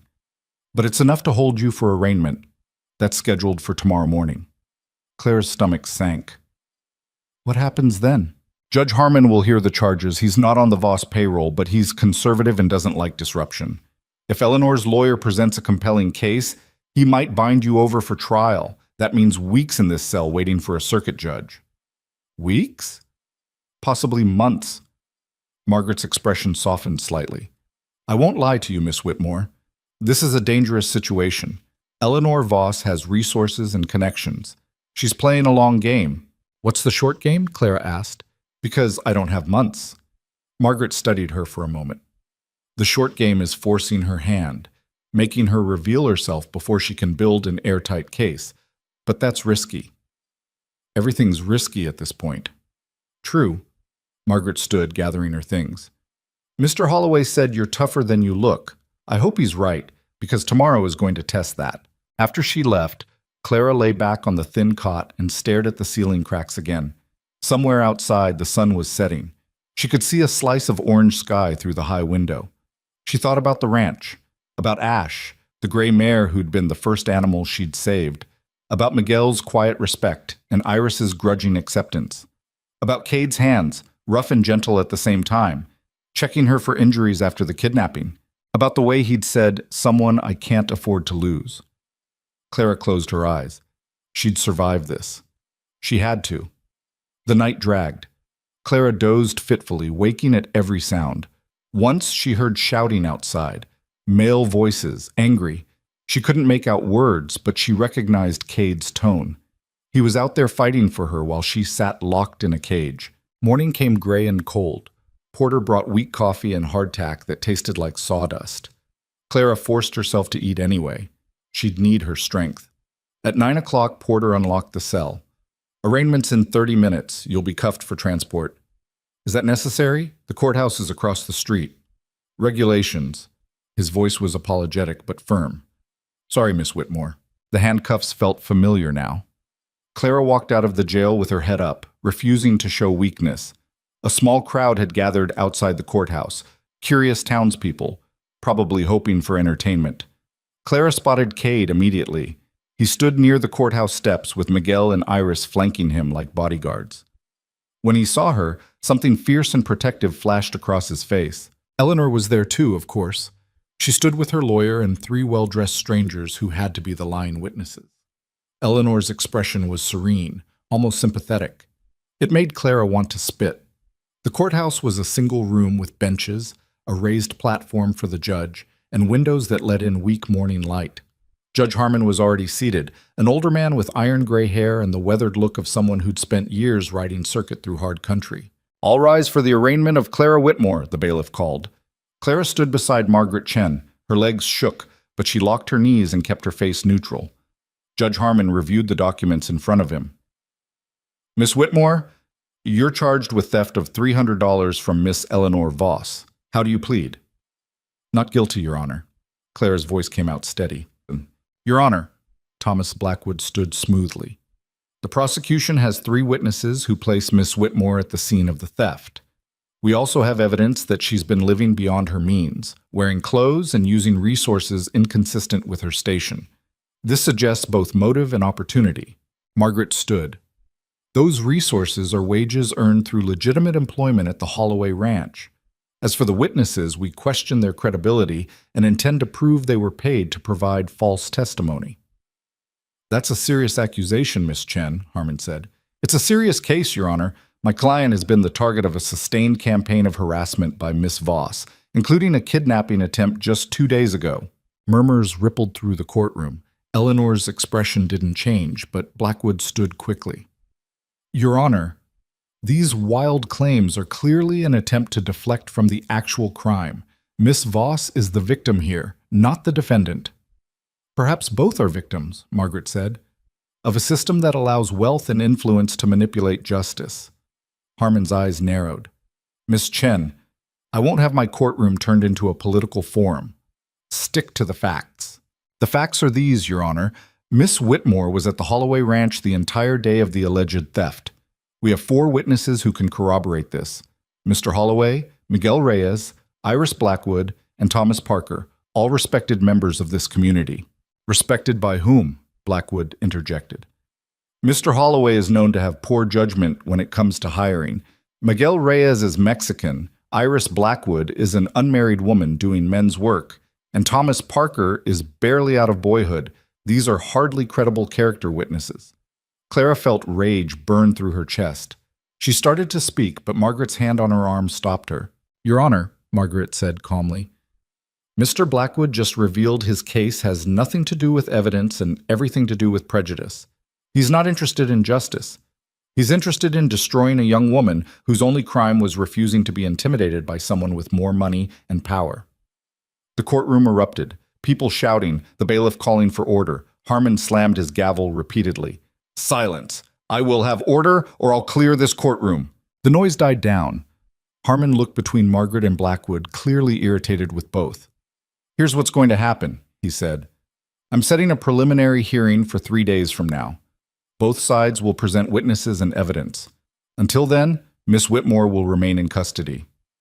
Your Honor, my client poses no flight risk, Margaret protested. She has steady employment and strong ties to the community. She also has no family, no property, and every reason to run, Blackwood countered. The bail should be set high to ensure her appearance. Harmon considered. Bail is set at $500. Clara's heart sank. $500 might as well be $5,000. She didn't have it. Cade didn't have it either, not in liquid cash. Your Honor, that's excessive for a first time. My decision is final, Miss Chen. Harmon gathered his papers. 3 days. Come prepared to prove your claims. Court is adjourned. Porter took Clara's arm, guiding her back toward the jail. She caught Cade's eye as she passed. He looked like he wanted to tear the courthouse apart with his bare hands. Outside, away from the crowd, Porter spoke quietly. For what it's worth, I think this whole thing stinks, but I've got a family to feed. Can't afford to make enemies. Clara understood. Fear was easier than courage. I know. Back in the cell, Clara paced. 3 days until the hearing. 3 days for Eleanor to shore up her false witnesses, maybe produce more evidence Clara couldn't refute. 3 days of sitting helpless while her fate was decided by people who'd already made up their minds. Footsteps again. This time it was Margaret Chen, looking grim. I spoke with your employer, she said without preamble. He's trying to raise bail money, but it's difficult. Most of his capital is tied up in land and livestock. The bank won't extend credit against the ranch. I didn't expect him to pay it anyway. He's determined. Miguel and Iris are asking around town, seeing if anyone will contribute. Margaret's expression said she didn't think that would work. In the meantime, I need you to help me build our defense. Tell me everything you know about Eleanor Voss. Everything.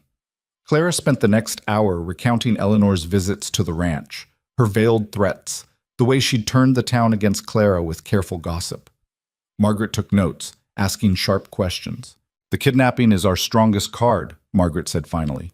If we can prove Eleanor hired those men, it undermines everything, makes her look like the aggressor. She'll deny it. Her father will make sure there's no connection. Probably. But I've been doing this a long time, Miss Whitmore. Rich people get sloppy when they think they're untouchable. Somewhere there's a trail, money changing hands, a witness who knows too much, a detail that doesn't line up. Margaret stood. I'm going to dig. You sit tight. Easier said than done. Clara sat tight for another day and night, watching the light move across the floor, listening to the town sounds outside. Twice she heard Cade's voice, arguing with Porter. The second time, Porter threatened to arrest him for disturbing the peace. On the second morning, Iris appeared at the cell bars. Porter had allowed her inside, probably because he felt guilty. Brought you something better than Porter's slop. Iris handed through a cloth-wrapped bundle. Inside was real food, bread, cheese, dried beef. How you holding up? I've been worse. Clara wasn't sure that was true, but it sounded better than admitting she was terrified. How's the ranch? Fine. Jesse and Tom are handling things. Cade's losing his mind, though. Barely sleeps. Spent all yesterday riding to every ranch within 50 miles trying to borrow bail money. Iris's expression was hard to read. He really cares about you. Clara's throat tightened.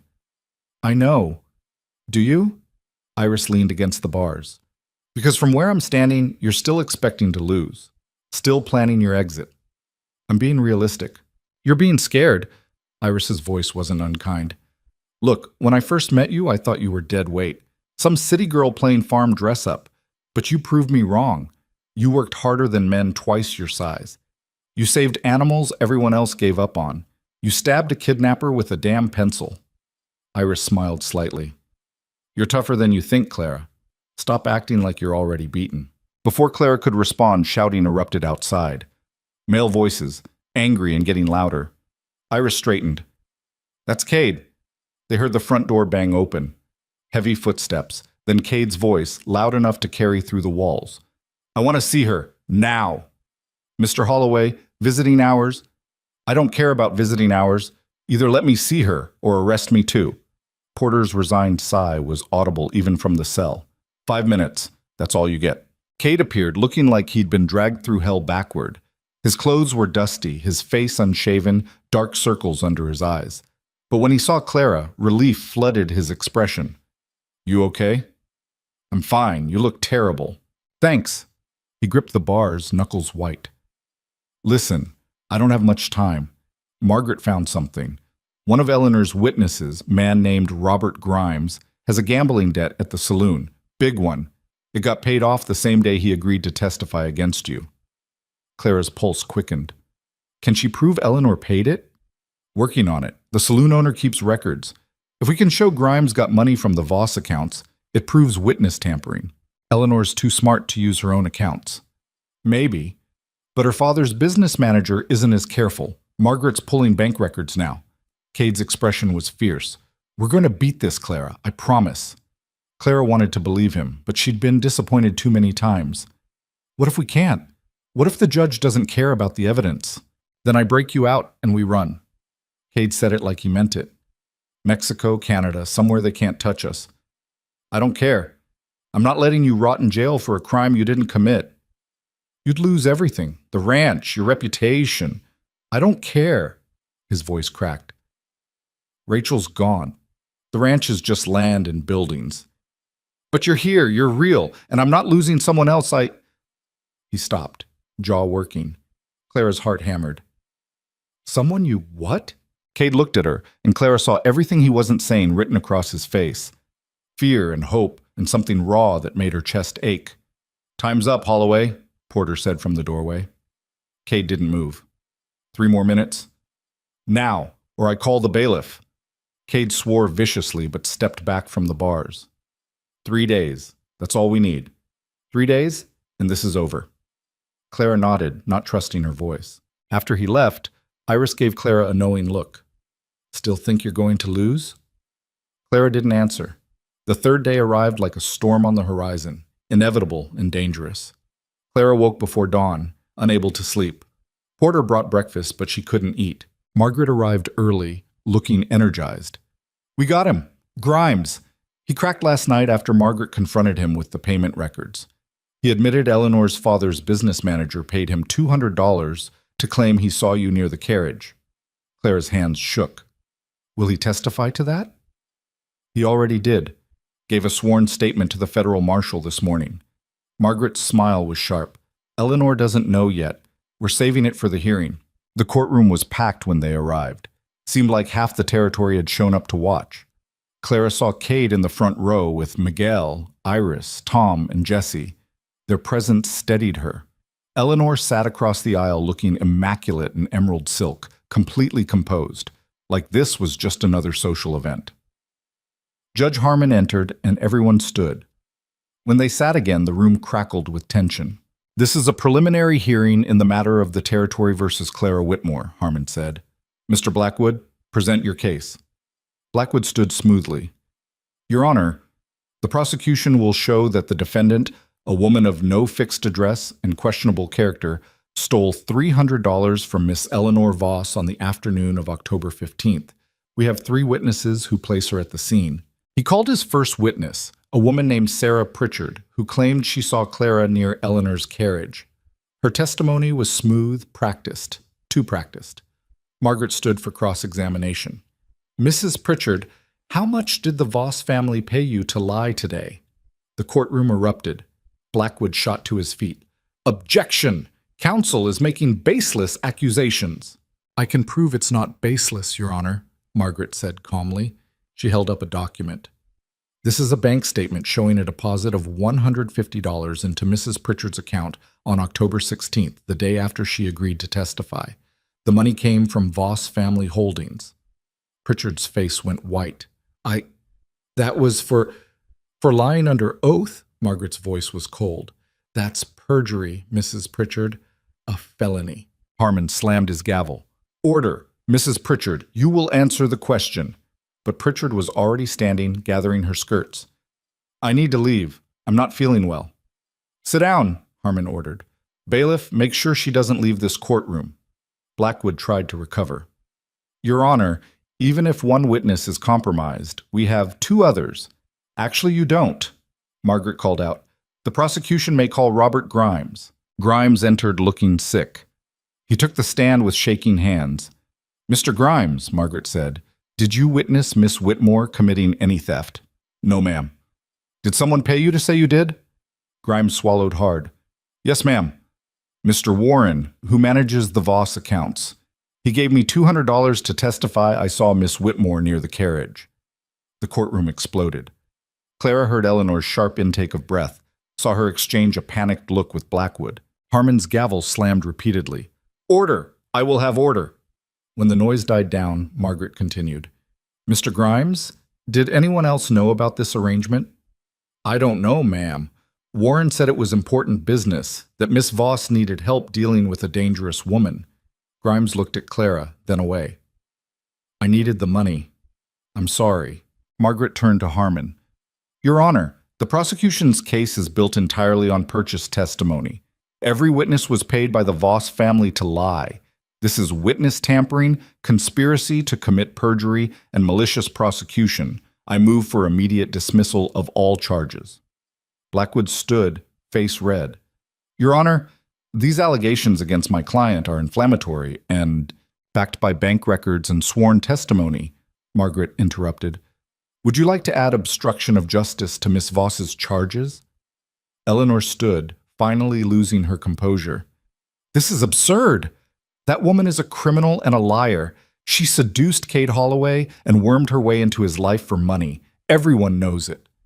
Everyone knows what you told them, Margaret said, but the evidence shows you fabricated a crime to destroy an innocent woman. The question is why? Because she doesn't belong here. Eleanor's voice rose, sharp and desperate. She's nothing, nobody. A runaway bride who got exactly what she deserved. Cade should have thrown her out the day she showed up, but instead he... She stopped, realizing what she'd revealed. The courtroom had gone silent. Judge Harmon leaned forward. Miss Voss, are you admitting this prosecution was personal rather than criminal in nature? Eleanor's lawyer grabbed her arm, whispering urgently. She shook him off. Personal? Yes, it's personal. I've watched that woman take everything that should have been mine. Cade was supposed to marry me. This ranch was supposed to be ours. But he chose a Mexican farm girl instead, and when she died, I thought... Eleanor's voice cracked. I waited. I came back, and he replaced Rachel with some broken thing he found in a barn.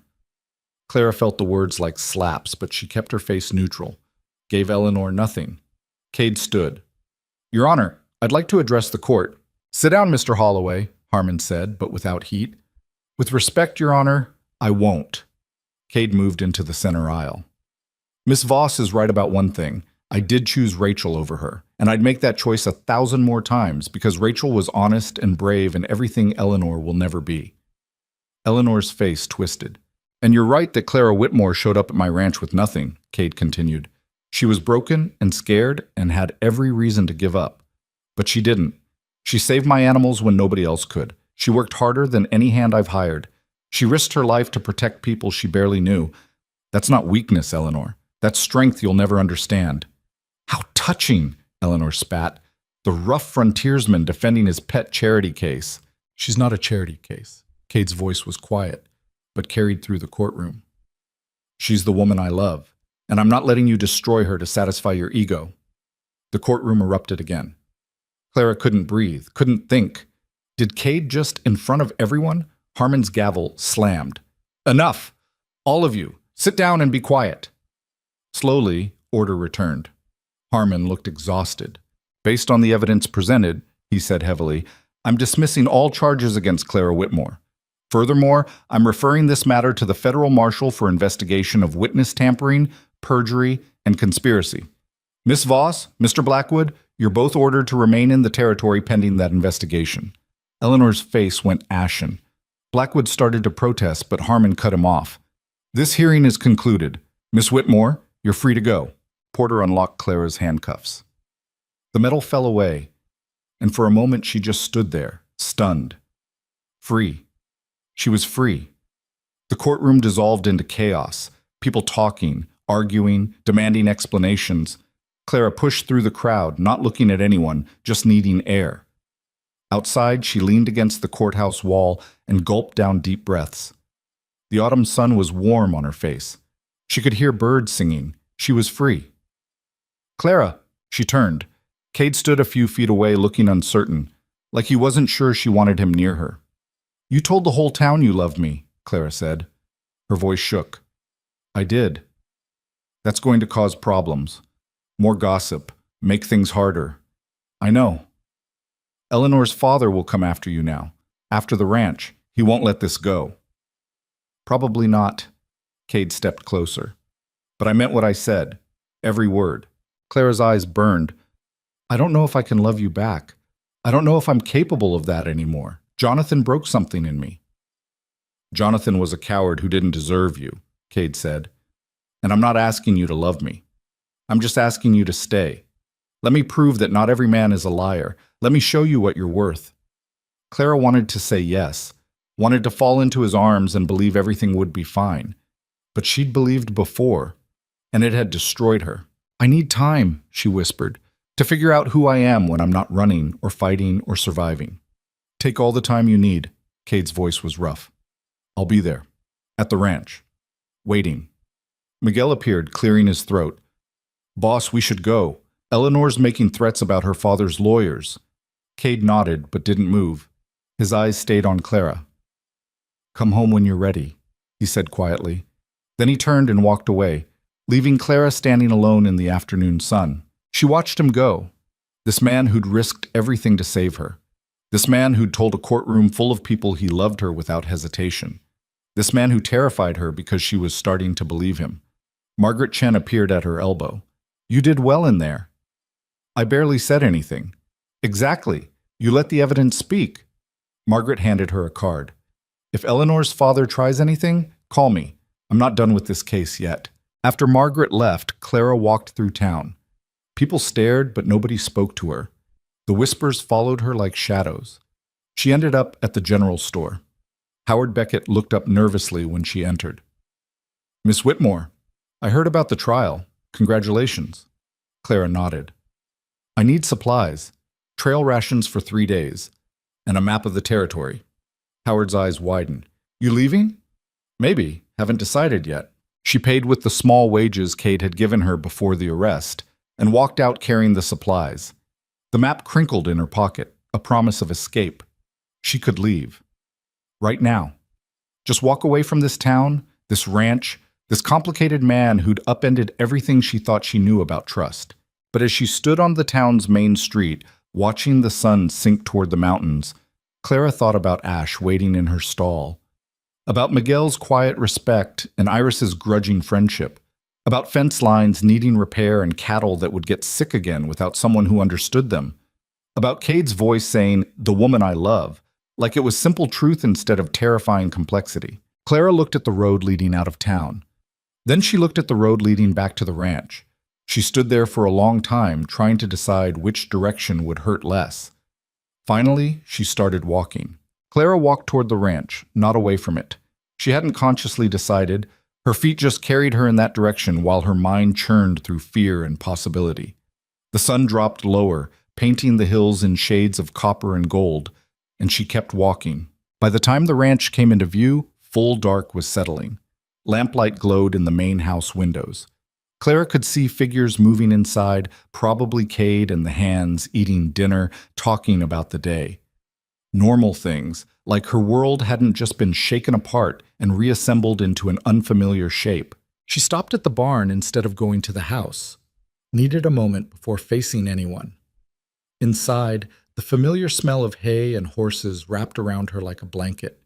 Ash nickered softly from her stall. Clara walked over, resting her forehead against the mare's warm neck. Hey girl, miss me? The horse nuzzled her shoulder, and Clara felt something tight in her chest loosen slightly. Animals didn't lie, didn't manipulate. They either trusted you or they didn't, and Ash trusted her. Thought you might have left. Clara turned. Miguel stood in the barn doorway, silhouetted against the last light. I thought about it, Clara admitted. But you came back. I came back. Clara stroked Ash's neck, not looking at him. I don't know if that was smart. Miguel walked closer, leaning against the stall. Smart's overrated. I did the smart thing once, stayed quiet when my father got cheated out of wages by a mine owner, didn't make trouble, kept my head down. His voice went hard. He died broke and broken, while the mine owner got rich. Smart didn't help him. Didn't help anyone. Clara met his eyes. What would have helped? Fighting, making noise, refusing to let powerful people get away with destroying the powerless. Miguel's expression softened. You fought, Clara. You could have confessed to something you didn't do, made it easier on everyone. But you didn't. That took guts. It took desperation. That's different. No, Miguel said quietly. It's not. Desperate people give up all the time. You didn't. That's the difference. Before Clara could respond, the barn door opened again. Cade stood there, and even in the dim light, Clara could see the tension in his shoulders. "I'll check the south fence," Miguel said, giving Clara a meaningful look before disappearing into the night. Cade walked toward her slowly, like approaching a spooked horse. "Wasn't sure you'd come back." "Wasn't sure I would either." They stood in awkward silence. Clara searched for words and came up empty. Everything felt too big, too complicated to fit into language. "I shouldn't have said what I said in court," Cade finally spoke. "Not like that.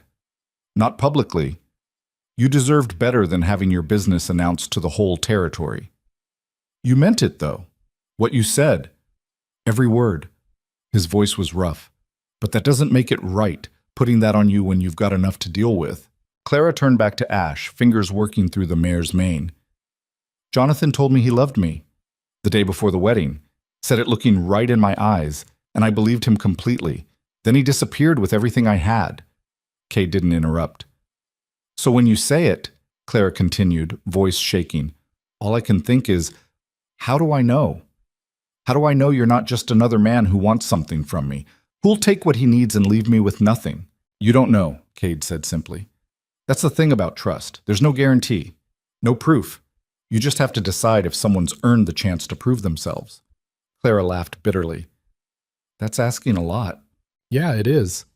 Cade moved closer, stopping just outside her space. "But for what it's worth, I'm not asking you to trust me because I said some words in a courtroom. I'm asking you to look at what I've done. I hired you when nobody else would. I stood up to Eleanor and her father when it would have been easier to cut you loose. I rode into an ambush to get you back. I risked my ranch, my reputation, everything I've built." "Maybe you're just stubborn." "Definitely stubborn," Kate agreed, "but also honest." "I don't know how to be anything else, Clara. Rachel used to say it was my best and worst quality. I'm too direct for polite society, too rigid for politics. But I don't lie. Ever. So when I tell you I love you, that's not manipulation. That's just truth." Clara's eyes burned. She blinked hard, refusing to cry. "I don't know if I can love you back. I don't know if I remember how." "Then don't. Not yet. Maybe not ever." Cade's voice was steady. "Just stay. Work the ranch. Save animals. Give yourself time to heal.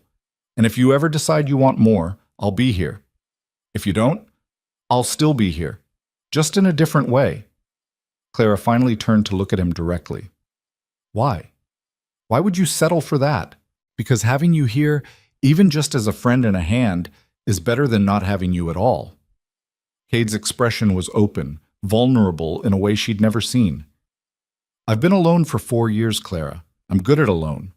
But I don't want to be anymore. So whatever you're willing to give, I'll take it." The words hit something deep in Clara's chest. She'd spent so long expecting rejection, preparing for abandonment, that someone actively choosing to stay felt almost incomprehensible. "I'm not easy to be around," she whispered. "I'm angry a lot. Scared. I wake up at night thinking about Jonathan and Eleanor and all the ways people have hurt me. It might never get better." "Might not," Kate agreed, "but it also might. Either way, you don't have to deal with it alone."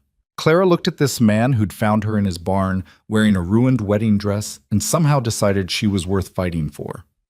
Who'd stood in a courtroom and declared his love in front of people who'd mock him for it, who was offering her time and space and patience without demanding anything in return. She thought about what Miguel had said, about fighting instead of staying quiet, about refusing to let powerful people destroy the powerless. She'd been powerless her whole life. Let people make decisions for her, shape her path, define her worth. Jonathan, her aunt, the town, Eleanor. Maybe it was time to decide something for herself. "Okay," Claire said. "I'll stay." Relief flooded Cade's face. "Yeah? Yeah. But we do this slow. I need time." "As much as you need." Cade's smile was tentative but real. "Thank you." They stood in the barn, surrounded by horses and lamplight, and the solid reality of wood and earth. It wasn't romance, wasn't fireworks or grand gestures, just two damaged people choosing to exist in the same space and see what happened. It was enough. The next weeks fell into a rhythm. Clara worked the ranch alongside the hands, and slowly the whispers in town began to fade. People found new scandals to discuss. Eleanor and her lawyer left the territory after the federal marshal filed formal charges. Her father's business took a hit when other ranchers started asking uncomfortable questions about labor practices and land deals. Clara watched it all from a distance, feeling strangely detached. The woman who'd stood in that courtroom fighting for her life seemed like someone else now. She was still scared sometimes, still woke up gasping from nightmares about Jonathan or Eleanor or jail cells. But the fear was manageable. Shared. Cade kept his word about going slow. He didn't push, didn't demand, just worked beside her and made her laugh occasionally, and was there when the nightmares got bad. Miguel and Iris became actual friends, instead of just co-workers. Tom and Jesse started treating her like one of the hands instead of a curiosity. The ranch felt less like a refuge and more like home. 2 months after the trial, Claire was working in the barn when she heard unfamiliar voices. She walked outside to find a couple standing with Cade, young, dressed in traveling clothes, looking exhausted. "Clara," Cade called. "Come here a minute." She approached cautiously. The woman had a baby wrapped against her chest, maybe 3 months old. The man held a small girl by the hand, no more than 5 years old. "This is David and Ruth Morrison," Cade said. "Their ranch burned down 3 days ago. Lightning strike. They've got nowhere to go." Clara saw it immediately, the desperate hope in their eyes, the shame of having to ask for help. She recognized that look. Had worn it herself not long ago. "The bunkhouse has space," Clara said before Cade could continue. "And we need extra hands for spring branding anyway." Ruth's eyes filled with tears. "We can't pay much. Not until we rebuild." "Room and board plus wages," Clara said firmly. "Same as everyone else. You work, you get paid." David looked at Cade. "That acceptable to you, Mr. Holloway?" Cade's eyes met Clara's, something warm and proud in his expression. "Clara runs the hiring now. If she says you're in, you're in." After the Morrisons settled into the bunkhouse, Cade found Clara in the barn again. "You didn't have to do that," he said. "Yes, I did." Clara didn't look at him, focusing on brushing Ash's coat. "Someone gave me a chance when I needed it. Seemed right to pass it along. You know they might not work out, might cause problems." "Might." Clara finally turned to face him. "But probably they'll be fine. People usually are when you give them a shot." Cade studied her face. "You're different, since the trial." "How?" "Stronger, more settled." He moved closer. "Like you finally believe you deserve to be here." Clara considered that. Maybe he was right. She didn't wake up every morning waiting for someone to throw her out anymore. Didn't apologize for taking up space. The change was subtle, but real. "I learned something," she said slowly, "about myself, about people." "What's that?" "That running doesn't actually solve anything. I ran from St. Louis, ran from my aunt, even thought about running from here." Clara set down the brush. "But the thing about running is you take yourself with you, the fear, the shame, the damage. It doesn't matter where you go. You're still you." "So what's the solution?" "Standing still long enough to heal. Letting people help. Fighting for what matters instead of just surviving." Clara met his eyes. "You taught me that. You and Miguel and Iris and everyone here. You showed me what it looks like when people actually mean what they say." Cade's throat worked. "Clara, I'm not done." She stepped closer, closing the distance between them. "I said I needed time, and I did. But I've had it now, and I've been thinking about what you said in court, about loving me." Cade went very still. "Yeah? I think I might love you too." The words came out shakier than she intended. "I don't know for sure. I've only loved one other person, and that was my mother, so I don't have much reference. But when I think about leaving here, about not seeing you every day, it hurts. And when Eleanor tried to take you away from me, I wanted to burn her whole world down. So if that's love, then yeah, I love you." Cade's expression cracked open into something raw and hopeful. "You sure? Because you don't have to say it just because I did. There's no pressure." Clara kissed him. It wasn't practiced or smooth. She was out of practice and nervous, and her hands shook when they gripped his shirt. But Cade's arms came around her solid and sure, and for the first time since Jonathan Hayes had destroyed her faith in men, Clara felt safe in someone's embrace. When they finally pulled apart, both breathing hard, Cade rested his forehead against hers. "I'm going to mess this up sometimes," he said roughly. I'm stubborn and blunt, and I work too much. Rachel used to say I had the emotional range of a fence post. Clara laughed despite herself. I'm damaged and scared, and I don't trust easy. We're both disasters. Perfect match, then. They stood in the barn holding each other while the horses shifted in their stalls and late afternoon light slanted through the boards. It wasn't a fairy tale. Wasn't perfect or uncomplicated. Just two broken people choosing to be broken together and see if they could build something new from the pieces. Clara thought about the woman who'd stumbled into this barn months ago, terrified, alone, convinced she had nothing left worth saving. That woman would never have believed this moment was possible. But people could change, grow, learn to trust again despite every reason not to. Maybe that was the real gift the frontier gave her. Not freedom from pain, but the space to transform it into something else.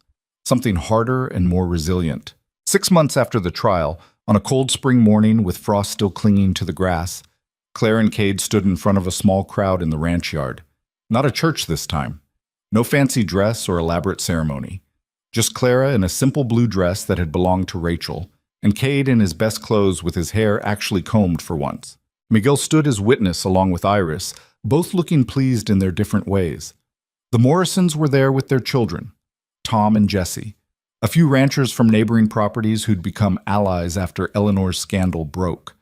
The minister was the same one who would have married Clara to Jonathan Hayes. He'd apologized for believing the lies, and Clara had accepted because holding grudges was exhausting and life was too short. Do you, Cade Holloway, take Clara Whitmore to be your lawfully wedded wife? I do. And do you, Clara Whitmore, take Cade Holloway to be your lawfully wedded husband? Clara looked at Cade's face, weathered and honest and completely hers, thought about the journey that had brought her here, the betrayal and pain and desperate fight for survival, thought about the woman she'd been and the woman she was becoming. I do. The minister smiled. Then by the power vested in me by the territory, I now pronounce you husband and wife. You may kiss your bride, Mr. Holloway. Cade did, thoroughly, while the small crowd cheered and whistled. When they finally broke apart, Clara was laughing and crying at the same time. This was what a real wedding felt like. Not performance or spectacle, but commitment. Choosing someone every day, even when it was hard. Especially when it was hard. The celebration afterward was simple, food and music and dancing in the yard. Clara found herself pulled into conversations with people who'd shunned her months ago but were friendly now. Forgiveness came easier when you stopped being scandal and became success. Later, when the sun was setting and most people had drifted away, Clara stood at the paddock fence watching Ash and the other horses graze. Cade appeared beside her, draping his jacket over her shoulders against the evening chill. Happy? He asked. Clara considered the question seriously. Was she happy? Not in the uncomplicated way she'd imagined happiness as a girl. Not the fairy tale version where everything was perfect and nothing hurt, but there was peace in knowing she'd survived the worst and come out stronger. Satisfaction in the ranch she'd helped save, the animals she'd healed, the people she'd earned respect from through hard work instead of charm, contentment in standing beside a man who'd proven his words with actions over and over. Yeah, she said. I'm happy. Good. Cade pulled her closer. Because I plan to keep you that way for a very long time. Clara leaned into him, watching the sky turn purple and gold. In the distance, she could hear Miguel laughing at something Iris said. The horses nickered softly. Wood smoke from the dinner fire drifted on the wind. She thought about the girl who'd walked out of that church in St. Louis wearing a ruined dress and carrying nothing but shame. That girl had thought her life was over, had believed one man's betrayal defined her worth. She'd been wrong. What defined Clara wasn't what Jonathan took from her, but what she'd built from nothing. Not the town's judgment, but her own resilience. Not the frontier's harshness, but her refusal to let it break her. Years later, when people asked about the ranch and how it became legendary across the territory, Clara would tell them the truth. It wasn't one moment, wasn't a single decision or dramatic rescue. It was the accumulation of small choices. Staying when leaving was easier, fighting when surrender made more sense, trusting again despite every reason not to, working until her hands bled and her back screamed because animals were depending on her, standing up to people with more power and money because justice mattered more than comfort. The ranch became known as a place where wounded things healed, where people who'd been thrown away got second chances, where hard work mattered more than background or breeding or the stories people told about you. Ranchers brought their dying livestock from hundreds of miles away because Clara Holloway had a gift nobody could explain, but everyone respected. Young people fleeing bad situations appeared at the gates, and Clara would look at their desperate faces and see herself in that ruined wedding dress. She always found room for one more. The ranch grew, not into an empire, but into something better, a community. The Morrisons rebuilt on neighboring land with money Cade and Clara lent them. Miguel eventually married a widow from town and brought her 3 children to live in a house Cade helped him build. Iris started training horses, became famous for it across 3 territories. Clara and Cade's life together wasn't smooth. They fought sometimes about money and decisions and whether they could afford to take in another stray family. Clara still woke from nightmares occasionally, gasping about Jonathan or jail cells or Eleanor's cold smile. Cade got moody when stressed, withdrew into work instead of talking, but they learned to weather it, to give each other space when needed and closeness when possible, to say sorry when wrong and mean it, to celebrate the good days and survive the bad ones together. Clara never had children. Her body wouldn't cooperate despite years of trying, and that hurt in ways she couldn't fully articulate. But the ranch filled with other people's children, the Morrisons' kids, Miguel's stepchildren, the sons and daughters of hands who came and went. Clara taught them all how to gentle a frightened horse, how to recognize sickness before it showed symptoms, how to survive when the world tried to break them. They called her Aunt Clara, and she loved them fiercely. On Clara's 40th birthday, Cade gave her the deed to the ranch, her name alongside his, legally binding, equal ownership of everything they'd built. "It was always yours anyway," he said, "just making it official." Clara cried, which annoyed her because she hated crying, but some moments deserved tears. That night, sitting on the porch they'd rebuilt together after a storm took the original, Clara thought about the journey that had brought her here. All the pain and fear and desperate struggling, all the moments she'd wanted to give up but hadn't. "Do you think about it?" Cade asked, reading her mind the way he'd learned to do over the years. "About how you ended up here?" "Sometimes." Clara leaned against his shoulder. "I used to think Jonathan Hayes ruined my life, that being abandoned at that altar was the worst thing that could happen to me. And now? Now I think he accidentally saved me." Clara's voice was quiet. "If he'd married me, I would have spent my whole life trying to be what he wanted, trying to fit into his world, his plans. I would have been miserable and never known why. He was still a bastard, absolutely. But bastards sometimes do you favors without meaning to." Clara smiled slightly. "He broke me open. And yeah, that hurt worse than anything I'd experienced. But it also meant I had to rebuild from scratch, choose what to keep and what to throw away, decide who I wanted to be instead of who people expected." Cade was quiet for a moment. "You ever regret it, choosing this life?" "It's been hard. It's been brutal," Clara corrected. "But no, I don't regret it. Hard things are usually the things most worth doing." They sat in comfortable silence, watching the stars come out. In the barn, Ash nickered softly, old now, but still healthy. Claire had promised her that Mare would live out her days in peace, and she'd kept that promise. She'd kept a lot of promises over the years. To herself, to Cade, to the people who depended on the ranch for survival. That's what love was, Claire had learned. Not the butterflies and romance of young infatuation, though she and Cade had that sometimes too, but the daily choosing, the showing up even when tired, the fighting for each other and with each other and alongside each other, the refusing to quit even when quitting would be easier. 20 years after Clara first stumbled into Cade's barn, a young woman appeared at the ranch gate. She was maybe 19, wearing a dress that had once been nice but was now torn and filthy. Her face was bruised. Her eyes held the same desperate emptiness Clara remembered feeling. "Please," the girl whispered, "I need help. I have nowhere else to go." Clara looked at her and saw herself. Saw every person who'd ever been broken and discarded and told they deserved it. "Come inside," Clara said gently. "You're safe here." She led the girl to the house, sat her down, got her food and water, listened to her story, another man, another betrayal, another escape. The details were different, but the shape was the same. When the girl finished talking, she looked at Clara with hollow eyes. "Everyone says I'm ruined. that no decent person will ever want me now, that I should just accept what happened and be grateful for whatever scraps I can get. Clara felt rage burn through her, old and familiar, the same rage she'd felt when Eleanor called her worthless, when the town whispered she deserved abandonment, when men tried to kill her just for existing. "You're not ruined," Clara said firmly. "You're surviving, and survival is the first step toward everything else." "But how do I—" The girl's voice cracked. "How do I stop feeling like this? Like I'm worthless?" Clara thought about that question, about all the easy answers people gave that meant nothing, about the hard truth she'd learned through years of bleeding and fighting and refusing to quit.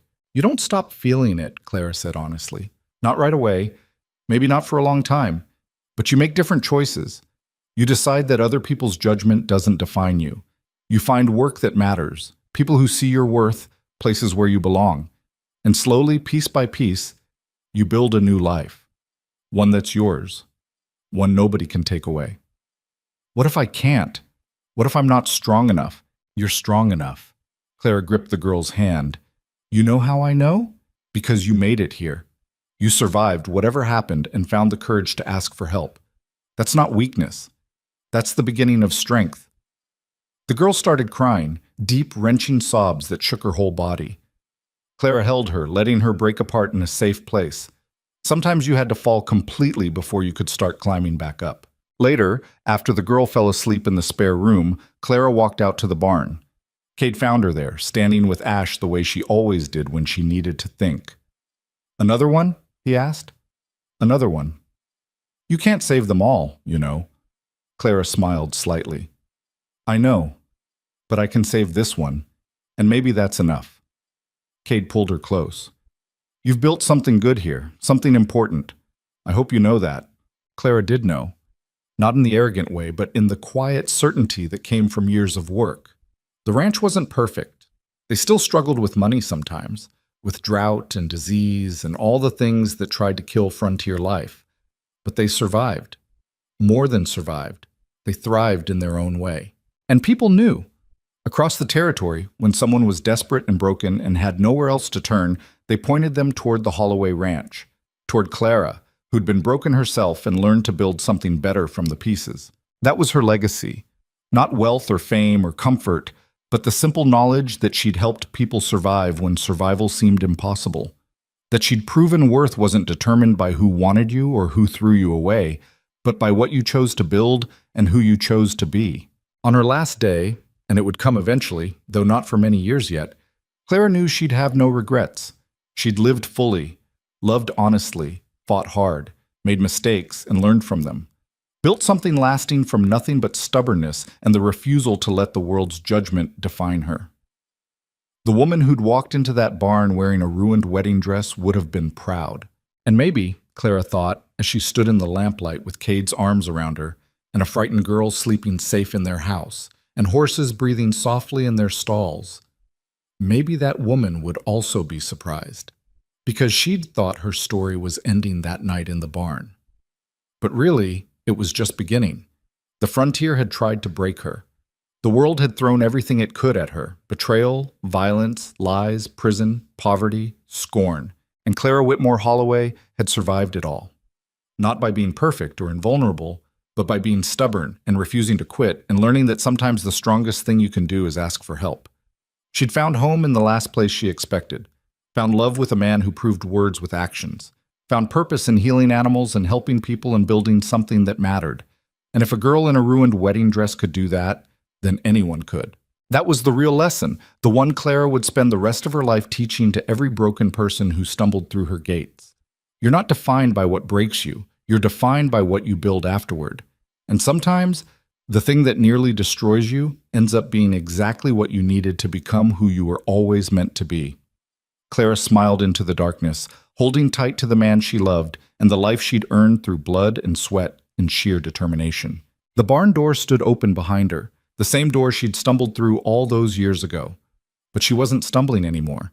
She was home.